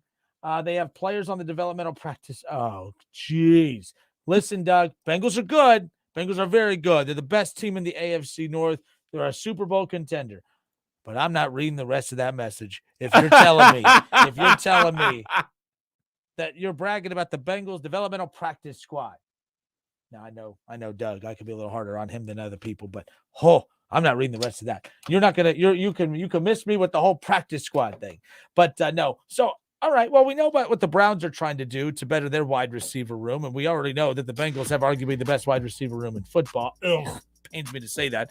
When we come back, Kev's team, there's talks of that, and they have your team is a very underrated wide receiver room on top of that, but they're looking to add a little star power.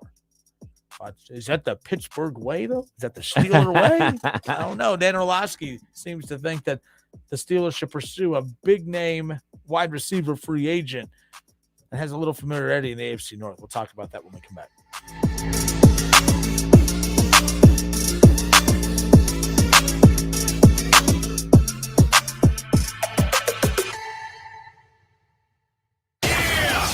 It's the Justin Kinner Show with Kev Nash on 1410 ESPN Radio. Yeah, I'm so stressed. Our business is growing. We've got people all over now. Ooma. What is that? Meditation? I'm recommending the Ooma cloud phone system with auto attendant and more than 50 features. Ooma? Yep. Switching to Ooma is a cinch. Just $24.95 per month per user, plus taxes and fees. Ooma. Now you're feeling it. Find small business calm at ooma.com/radio. That's OOMA.com/radio. Breaking news. Tax refund shock is everywhere, but what is it? My tax refund shrank. Mine too. The culprit? Pandemic-related stimulus payments and tax credits expiring. In this reporter's opinion, you need a tax expert. Hey guys, Jackson Hewitt guarantees your biggest refund. And tax prep is 50% off? Going there now.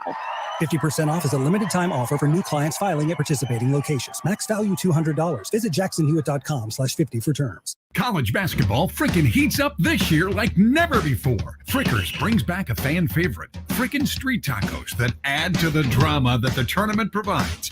Frickin' chicken tacos, char-broiled chicken tacos, and Mississippi barbecue taco. Frickers also scores with a 48-ounce personal pitcher of ice-cold domestic draft beer for only $6.50 all the games. Frickin' street tacos, $6.50 personal pitchers, nowhere else but the home for fun, food, sports, and spirits, Frickers. Adopt US Kids presents What to Expect When You're Expecting a Teenager. Learning the Lingo. GOAT, G-O-A-T, acronym, stands for Greatest of All Time. As in, spaghetti sandwiches for dinner? They're my fave. Dad, you're the GOAT. You don't have to speak teen to be a perfect parent. Thousands of teens in foster care will love you just the same. Visit adoptuskids.org. Brought to you by the U.S. Department of Health and Human Services, Adopt U.S. Kids, and the Ad Council. My milkshake brings all the boys to the yard, and they're like, it's better than yours. Spill spilled your milkshake? Quick, the quicker picker upper. Bounty picks up spills quicker. And each sheet is 2 times more absorbent, so you can use less than the leading Ordinary brand. So you can get back to your milkshake. My milkshake brings all the boys to the yard, and they're like, it's better than your Bounty, the quicker picker upper.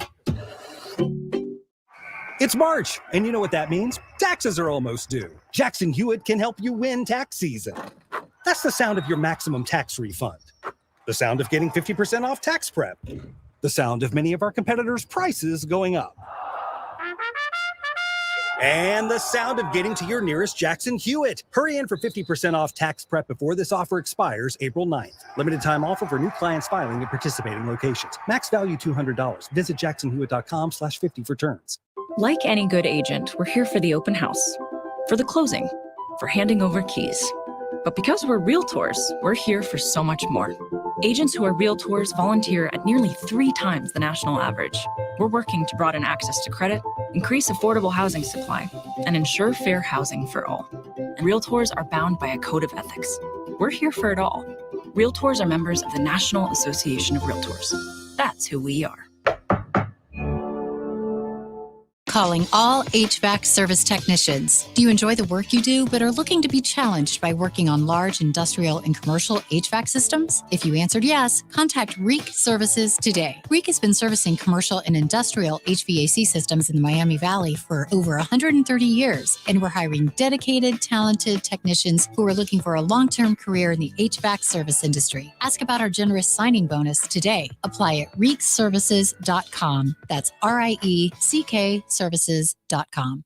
Want to make tonight's dinner a perfect 10? Swing by Lee's Famous Recipe Chicken and pick up a 10-piece strips meal for only $24.99 with 10 freshly marinated, honey-dipped premium tenderloins, 3 dipping sauces, 2 of our irresistible large sides, and 5 fluffy biscuits. It's family time made from scratch. Take home a top-notch dinner the whole family will love from Lee's Famous Recipe Chicken with our 10-piece strips meal for only $24.99. Only at Lee's.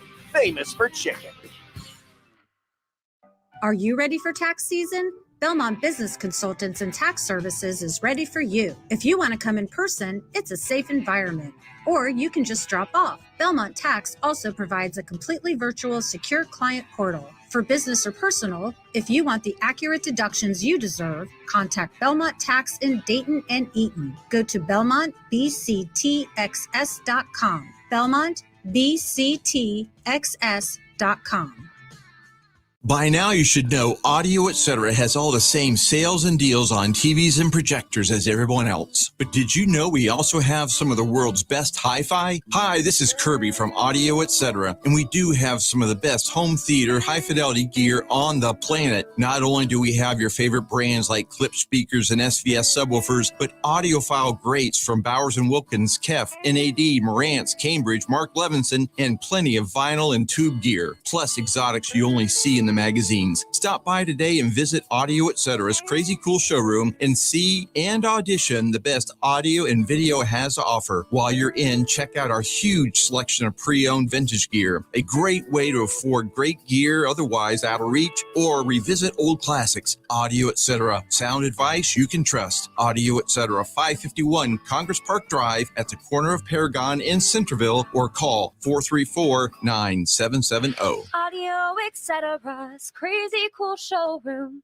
Staples stores are a new world of possible with innovative tools for small business and remote workers and learners. Explore more at your local Staples store or staplesconnect.com. ESPN Dayton's YouTube channel is where you can watch Dayton's only local sports talk show. Hang out with Kinner and Kev weekdays at 3 p.m. on Dayton's ESPN Radio, 1410 Wing AM.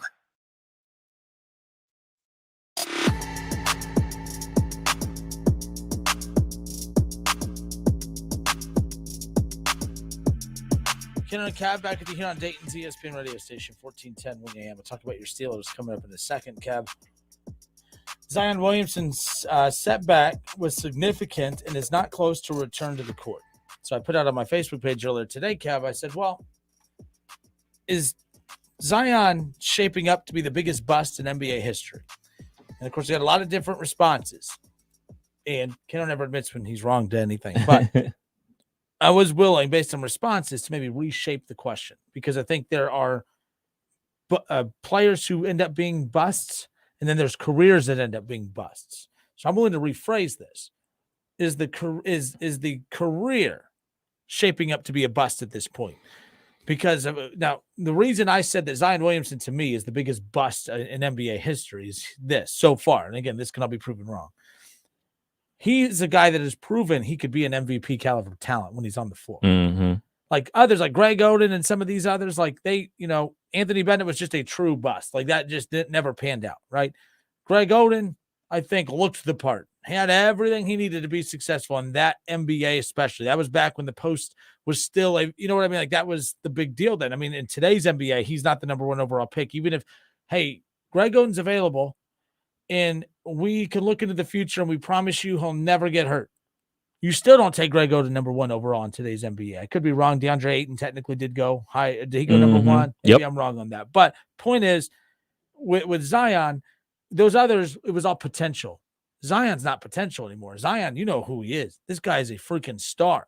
They were the number one seed in the West when he was rolling in December. So that's why I'm sitting here now, Kevin. I'm like, yes, I think right now it's shaping up to be the biggest bust because it's just the biggest disappointment that an MVP career is just not taking shape in this league because he can't stay healthy. The others, we don't know if we were robbed of MVPs. We don't know if we were robbed of star players. Those were just bust and injury-prone players. To me, this might be shaping up to be the biggest bust, whether it's bust of a player or bust of a career in NBA history. What say you? Just talking about the bust part. When I talk about bust, I don't talk about like dudes that were like injury prone and just their career just ended early because of injury. I don't think it's fair because we never get to see them develop. Like, hey man, like even like a Jay Will, like he was the number one overall pick out of Duke. Got into that terrible motorcycle accident, never got the chance to see what his career could have been. So for me, I don't put busts with guys that are super injured. Yep. So for me, bust would be Anthony Bennett, or Darko, Michael Kidd-Gilchrist. Darko, I'm glad you brought that up. That really robbed us of Carmelo Anthony. Anthony's career could have been 1,000,000% different if it wasn't for Darko. So like those guys like that had a chance in the NBA, played and just flamed out for whatever reason. Those are the guys that I look at as bust. As far as his career, like this is bad. This is bad. And I mean, it's really nobody's fault. You know, I just go back to his time at Duke and remember that famous game where he busted out of his sneaker and everybody's like, oh man, sue Nike. No, people aren't supposed to bust out of their sneakers like that. He's such a powerful person that happened. Like, so the impact that he's making when he's running, when he's jumping, when he's dunking and coming down, like is tearing his body up. It's just simply tearing his body up and he can't recover. And we talk about like, oh man, he needs to lose weight. Like, I mean, he lost a lot of weight in the offseason and he's still 280 pounds and only like 6'6". He's just a big guy. So for his career to potentially be over, that would be tragic for the association that we would never get to see him at his full potential. And it's to nobody's fault. Yeah, since LeBron was drafted, there's only been two players, and I could be wrong, but I think there's only been two players that have garnered enough like high buzz on draft night. Anthony Davis from Kentucky, and obviously who we're talking about now in Zion. I mean, I can't think of any other since LeBron. I can't think of any other player that garnered this much attention on during the draft cycle. But that's why I rephrased it. Because a lot of the people were saying the same thing. You can't say that about someone who's just injured all the time. I said, well, okay, that's fair. Just calling him a bust is not fair, but I'm willing to put it up there with the biggest career bust. Like you could put that Grant Hill he was a career bust. Like the career bust because but even Grant Hill had a run with the Pistons. Like before. That was still pretty good. Yeah. I mean, and throw Danny Ferry. I always forget that. Throw Danny Ferry in the biggest bust because Dayton obviously knows this. They traded Ron Harper for Danny Ferry. Ron Harper thanks him for that, though. I didn't because I really like Ron Harper with the Cavs and the orange jerseys. By the way, those are very underrated jerseys. By the way, yes, fire. Those are very underrated as far as that's concerned. But all right, so we're talking about the Browns and potentially going after Jerry Jeudy and how they gave up only a 5th round pick and a 6th round conditional pick to get Amari Cooper last year. Although I would really love to see Jerry Jeudy on the Browns. I mean, the idea of giving up a 2nd round pick for a receiver that won't be the best receiver on your team. The best receiver on your team is the guy you give up a 5th round pick for. The optics look kind of strange, but is it? That's not, you don't use the Cooper trade as a precedent for what you're willing to give up to get a star wide receiver. It's kind of what you need right now. You go all in with the quarterback and Deshaun Watson just to all of a sudden start to have these restrictions. I see both sides. Like I'm conflicted as far. I'm fine if they don't get Jerry Jeudy, but if they get him, I'm going to be pretty happy. Let's just put it that way. Me and you have talked a lot about the fact that it's important to pair up your quarterbacks with receivers that you have history with. Mm-hmm. We're about to get to a wide receiver that Dan Orlovsky believes that the Steelers should target. But what do you think about this? This just came out a little bit of the pro day was today. Yeah. For Pitt and USC and some of these others. All right. But Mike Tomlin skipped Jordan Addison's pro day. That means he will not be picked up by the Steelers in the first round. This is that one of those sports radio hosts in Pittsburgh. I don't really need to read the rest of this, but that's weird, right? That they skipped his pro day. We talked about because Kenny Pickett and him, of course, at Pitt, USC pro day. Did I know you at all that the Steelers skipped that pro day? Not a big deal at all. I mean, that's the thing about it. It's multiple pro days. You're only one person. You can only be at one place at one time. And if they do draft them, I'll be happy. If they don't draft them, I won't feel any type of way because we've seen it a million times come around where, man, I only interviewed with them at the draft or at the NFL Combine, and they drafted me. So, like, this whole talk, like, oh, that's 100% guaranteed that they're not going to draft them now. We have no idea. We have no idea what they're going to do with Jordan Addison. I think they have a Jordan Addison on their team is Deontay Johnson. Like, do you need another 5'10" quick twitch wide receiver? Like, I don't think you need that on the team. I think you need another bigger wide receiver on the team if you're going to go the wide receiver route. So they're talking about if he's available in the second round, then yada, yada. But with that being said, Steelers have good wide receivers. In the last 10 years, you think of the wide receivers that they have had. If Chase Claypool is considered a bad Steelers wide receiver, that means your wide receiver room is still pretty good because there's a lot of teams that are looking for a Chase Claypool. The Bears were one of them. That's why they added Chase Claypool because they had no weapons. Chase Claypool, I'm not a big Chase Claypool guy, but let's not act like the guy didn't contribute. I thought his personality kind of changed. The Steelers, for whatever reason, like to bring out the weird personalities in your wide receivers. Like, serious. They come in dull, no personalities, and then all of a sudden I don't know what they do to them over there, but they just make them feel like they are rock stars, and they buy themselves. Got them up out of Dodge. You are not Antonio Brown. So they moved on quick. So the Pittsburgh Steelers, they're not really ever in on any major free agent that's out there. They do take care of their own. But Dan Orlovsky has done a couple media hits as of late, whether it's First Take or Get Up or obviously the Pat McAfee show. He had an interesting take on one wide receiver that the Steelers should add to their room. And one reason why is because of the depth of the wide receiver talent in the AFC North. Take a listen to why Dan Orlovsky believes this wide receiver should be sporting the Pittsburgh Steelers logo. I look at the AFC, Brian. I say you got to add firepower or people to slow down firepower because of the Chiefs. This automatically does that for Pittsburgh. One, organizational structure, and the head coach knows what he's doing. There's a standard, a culture, an everyday expectation he's going to walk right into. Two, cheap quarterback. Kenny Pickett right now, you're trying to build around that because he is cheap and you're trying to get him to play as well as possible. And just imagine this offense if you're a Pittsburgh Steelers fan. Najee Harris at tailback, who's still an awesome player. Then you got George Pickens, who's a burgeoning star at that position. Deontay Johnson and Pat Freiermuth at tight end. And you add Odell.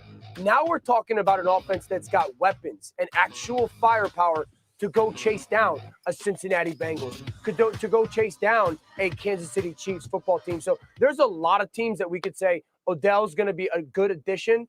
But if you're the Pittsburgh Steelers, I'm sitting there going, man, if we had this guy and he's capable of playing the way he did on that Super Bowl run, our offense becomes very much so challenging the Cincinnati Bengals when it comes to firepower. All right, let's be clear. The biggest takeaway I have on that, Dan Orlovsky, where did he get the Brooklyn accent? Where did he get that from? But no, OBJ to the Steelers. We straight. We straight. I'm good. I don't need it. I don't need to see it. I don't need them seeing rocking the 13 out there with the black and yellow. But the biggest thing for me is, why would OBJ want to come to the Steelers? Like, they're not going to pay him allegedly what he's asking for. They're not.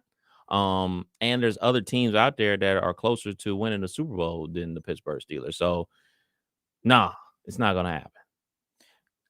I don't see that. Look, and by the way, I will say this, and I do think that you have to strip it down to just the talent. The two wide receivers for Pittsburgh. I mean, Freiermuth, very good players on that offensive side of the ball.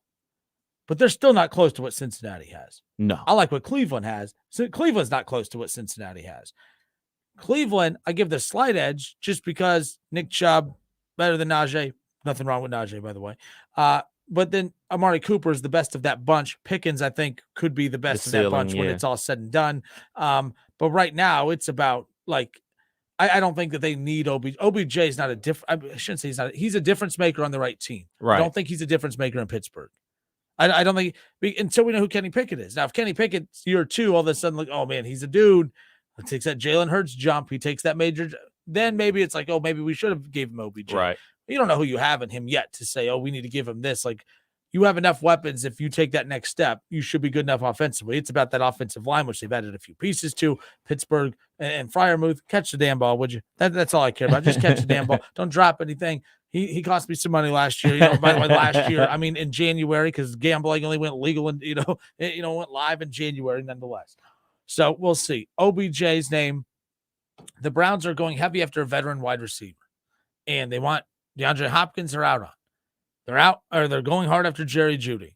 But according to Mary Kay Cabot, she stated on her podcast, and Brad May sent me this just a few seconds ago, that the Browns would prefer Odell Beckham Jr. over DeAndre Hopkins. Welcome back. Welcome back. What do you say? Well, look, bottom line, if you're going to add a wide receiver, a veteran wide receiver, OBJ might be the best of those three, not skill-wise, but situation-wise. You don't have to give draft picks are everything to the Browns right now. Mm-hmm. If you can get OBJ, you don't have to worry about giving up draft picks. If OBJ is your third best wide receiver, that's a good thing. That's not a bad thing. I didn't like OBJ coming in to be your number one wide receiver. That's not a thing. And I think he would be competing with DPJ for wide receiver number 2. And I think DPJ takes him and Oda, or him and Watson had good chemistry last year. I'm hoping that takes a full step forward this year. OBJ goes to Cleveland. He's the third best wide receiver there. And honestly, when he was the third best receiver in LA, and technically you could argue the second best, that's when he thrived. I think he'll thrive wherever he goes as long as he's not the number one target. So I think he would thrive in Pittsburgh technically, although they're a run-heavy offense. Right. Cleveland's, they're saying, even with Nick Chubb, they're not going to be a run-heavy offense. So I think he would do okay in Cleveland. There's always noise. There's always chaos with him, and Cleveland has enough of that. I laughed. OBJ said, I don't know where this idea that I wanted 20 mil a year is coming. I just said 4 mil is just disrespectful. He said that over the weekend. A report came out today. Lamar Jackson no longer wants a fully guaranteed deal. That he never wanted a fully guaranteed deal, according to Dev Kleiman. And I'm like, stop it with that. Stop it. First of all, there's nothing wrong with you wanting a fully guaranteed deal. Never blamed you for that. Go get your money. OBJ, there's nothing wrong with you wanting 20 mil. But when you get embarrassed because now it's like, oh man, their egos are like, oh man, the league's telling us we're not as good as we think we are. Now they got to come do this whole, I got to save face and be like, what? I never wanted fully guaranteed money. I never wanted $20 million. Like, stop it. Yes, you guys did. There's nothing wrong with that. Like, anyways, whatever. It is what it is. If the Browns can get OBJ cheap, great. You said you're straight though. You don't want him at all? No, we're good. Not because he's asking, forget the asking price. Let's say they get him for 10 mil. Still no? 10 mil. I could think of a lot of things. Oh, I thought we were talking about mine. 10 mil to me. For you. But no, for the Steelers. No, there's other needs. There's other needs out there. There's other needs on the team besides a wide receiver. There's just other needs. You need another cornerback. And maybe that's what you do in the draft, but you need an offensive tackle.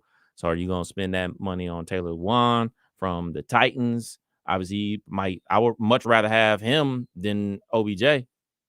I'm fascinated by this. I don't know. OBJ, if the price is right, maybe. But I'm not a big OBJ guy. But with what's left, I'll take OBJ for that 10 to 12 mil range over trading draft picks to go get Jerry Jeudy or to go get the DeAndre Hopkins. Yes.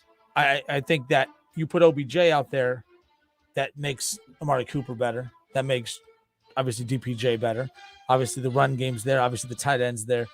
I don't know. It'll be – I'm not the biggest OBJ fan because I think that he did a very good job of deflecting off a lot of his blame for his role in the Browns not living up to expectations. It was easy to blame Baker because everyone hated Baker. He did a very good job of deflecting everything to Baker, all while saying, oh, that's my boy. Well, you don't do that to your boy. You don't do don't do that. Like, that's weird to me. That's weird. But, hey, he saved face there. And then he goes, he would have won Super Bowl MVP, Kev. Yeah, he was well on his way to, I mean, it wouldn't have been close if OBJ doesn't go out injured in that Super Bowl against the Bengals. At least that's the way the game started, right?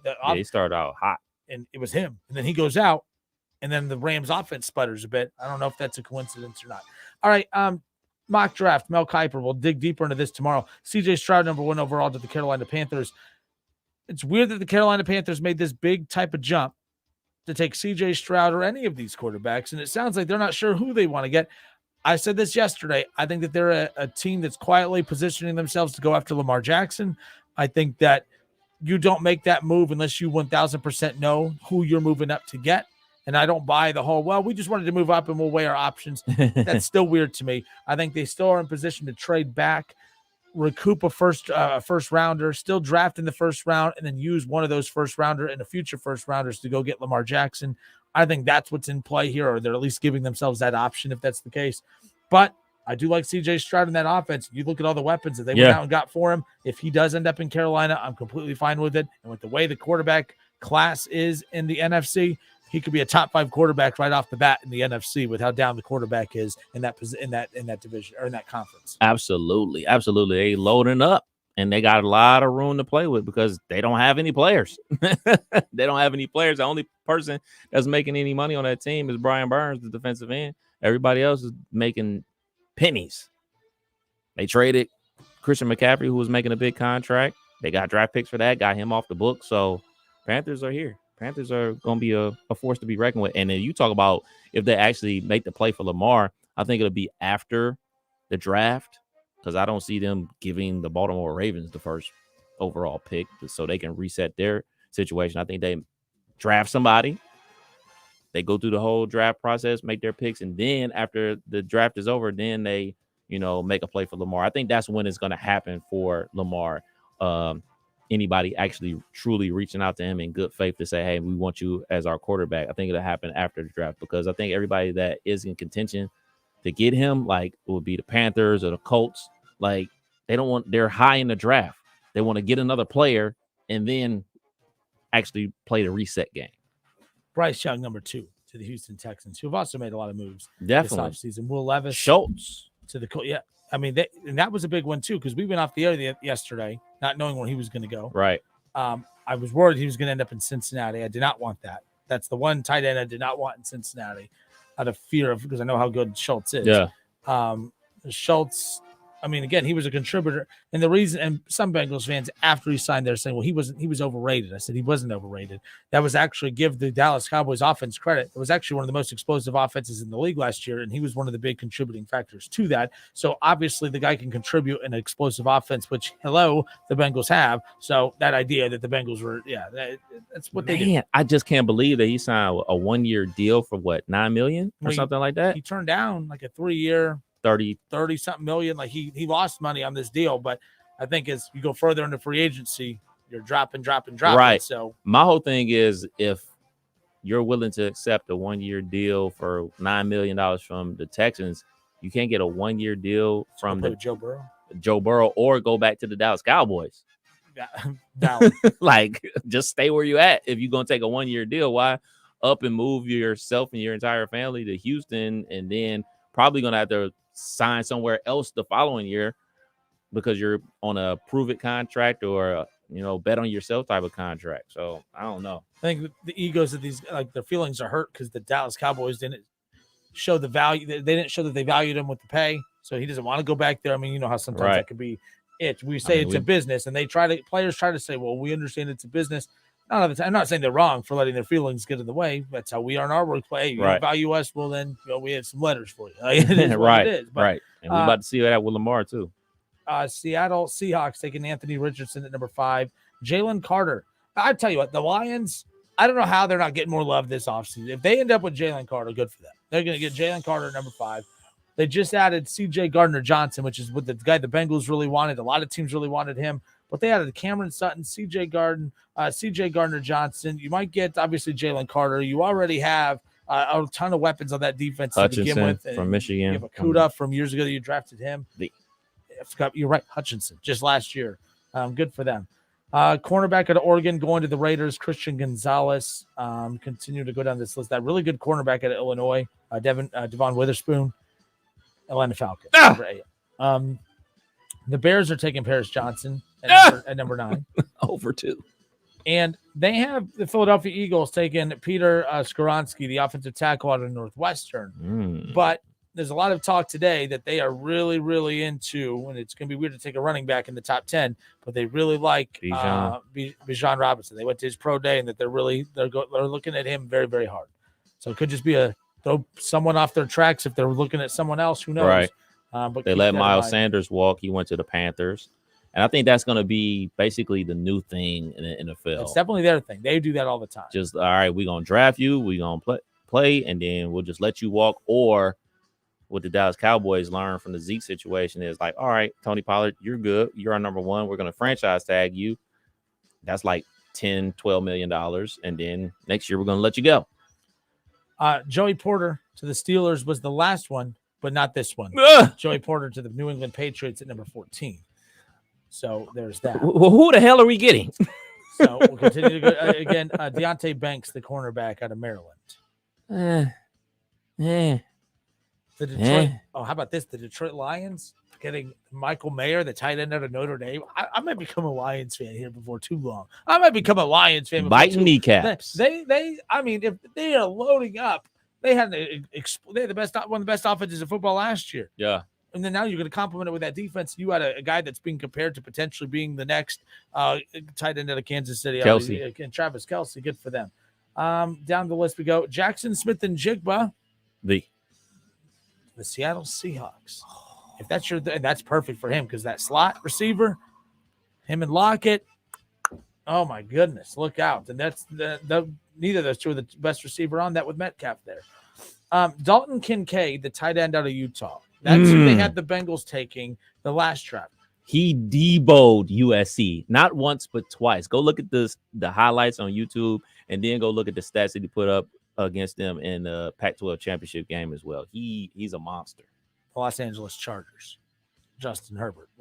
They have to find a new weapon because their guy wants out. Yeah. So who knows what's going to happen there? Zay Flowers, wide receiver at Boston College to the Baltimore Ravens. Another speed receiver who's short. I think they had that in Hollywood Brown, but Zay Flowers has way better hands than Hollywood Brown.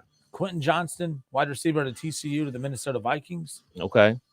And by the way, there's going with 2 big wide receivers. He doesn't have a lot of speed, but I mean, he's a big body receiver. 6'3". He'll be an immediate red zone threat, according to Mel Kiper. His skills after the catch mean he will break a bunch of tackles and score long touchdowns. Had one against Michigan. So that's something to keep an eye on, too.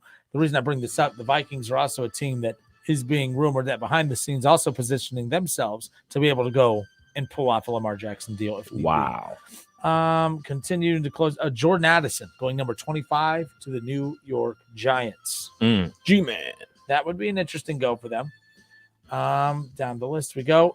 They still Bijan Robinson to the Buffalo Bills. They have not budged on that.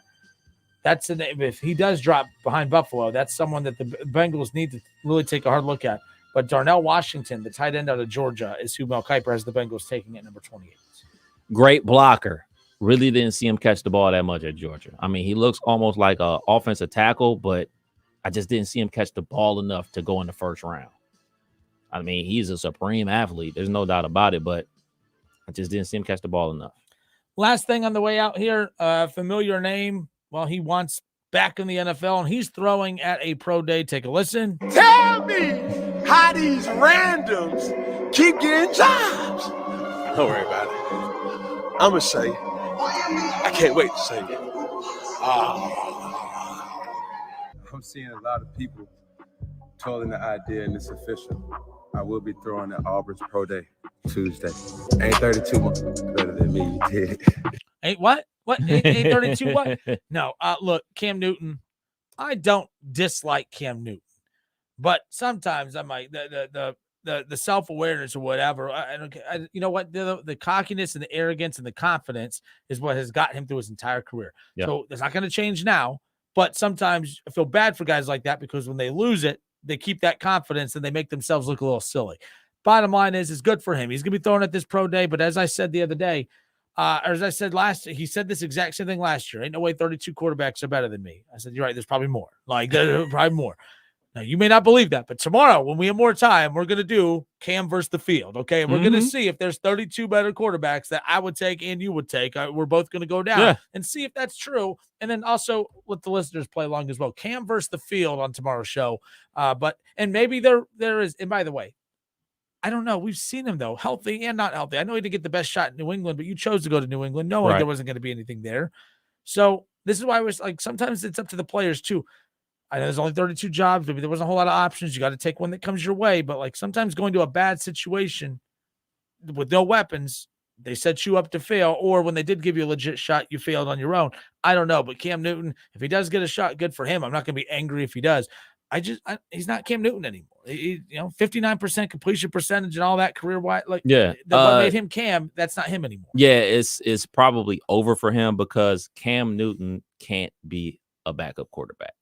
Him, like you talked about, his bravado, his personality, his will to win, his personality. It's not a backup. A backup is kind of supposed to be a backup. It's supposed to be Cooper Rush. It's supposed to be a guy that has no thrills, no oomph behind. A backup is not supposed to be a former MVP of the league. Like it just isn't, because as soon as, especially like if he goes to a team with a rookie quarterback or a very young quarterback throws a pick six in the fourth quarter, everybody's, man, Cam's on the bench. What are we wasting Cam for? I mean, he did win the MVP. I mean, he did lead a team to the Super Bowl. What about Cam? So all that's going to start buzzing. Like, it just almost compare him to an Allen Iverson, where Allen Iverson went to Memphis Grizzlies for like 5 days and was coming off the bench. Allen Iverson can't come off the bench. Allen Iverson has to be Allen Iverson. Cam Newton has to be Cam Newton. And at some point, those careers do come to an end. Yep, and that's great NBA comparison. We talked about that. We felt that a lot of people felt that way about Carmelo Anthony for a long time. He had to be the guy, and if he couldn't be the guy, he wasn't going to stay in the league much longer.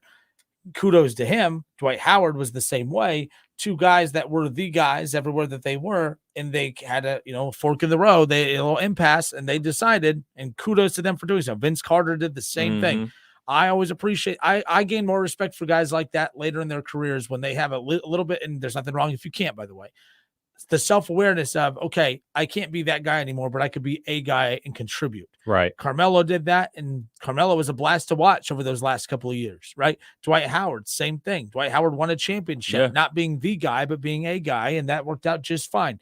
And by the way, Allen Iverson, when he finally realized that, okay, I can't stomach that, kudos to him. Cam Newton, hey, I want to be the guy, and if I can't, I don't want to play. Kudos to you. That's awesome. That's called self-awareness. My concern is he sounds kind of silly here, in my opinion, but maybe there is something in there. But we haven't seen it for a long, long time. Right. So it just comes across kind of silly, the lack of self-awareness. But I'm trying to tell someone what their self-awareness should be. But we do that for everyone. But, like, come on, it just sounds kind of silly at this point. So it is what it is. We'll see what happens. Baker Mayfield said, by the way, he wasn't going to beat Tom Brady. He said, I ain't going to beat Tom Brady. I'm going to be me. That's what got me to this point. I'm like, that's the problem. That's why the Buccaneers are like, oh, crap, what do we do? What do we do? You mean you're not going to win the Super Bowl 7 times or however many times you won? The only one that won there. He lost more playoff games than won. So true that. Baker could maybe do that. Ryan Holzapple says, why isn't there more interest in Lamar, Mr. Kenner? Oh, Mr. Kenner. School is in session. He goes, does it have anything to do with nobody wanting to pay him like Deshaun got paid? Why are we asking questions that you already know the answer to?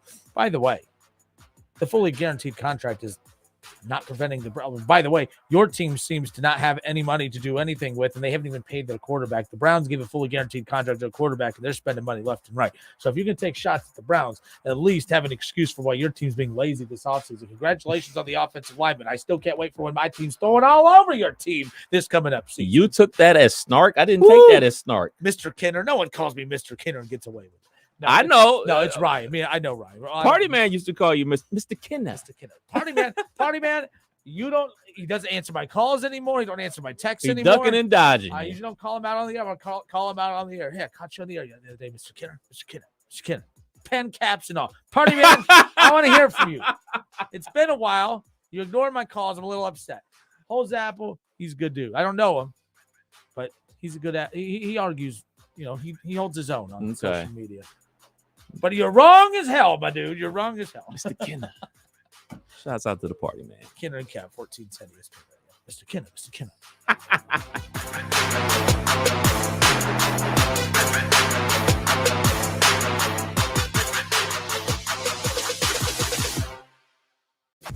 It's the Justin Kinner Show with Kev Nash on 1410 ESPN Radio. Some foot issues just can't be fixed by those expensive shoe stores or shoe inserts. A foot exam from a doctor of podiatric medicine, who is the medical expert in foot and ankle care, may give solutions after doing a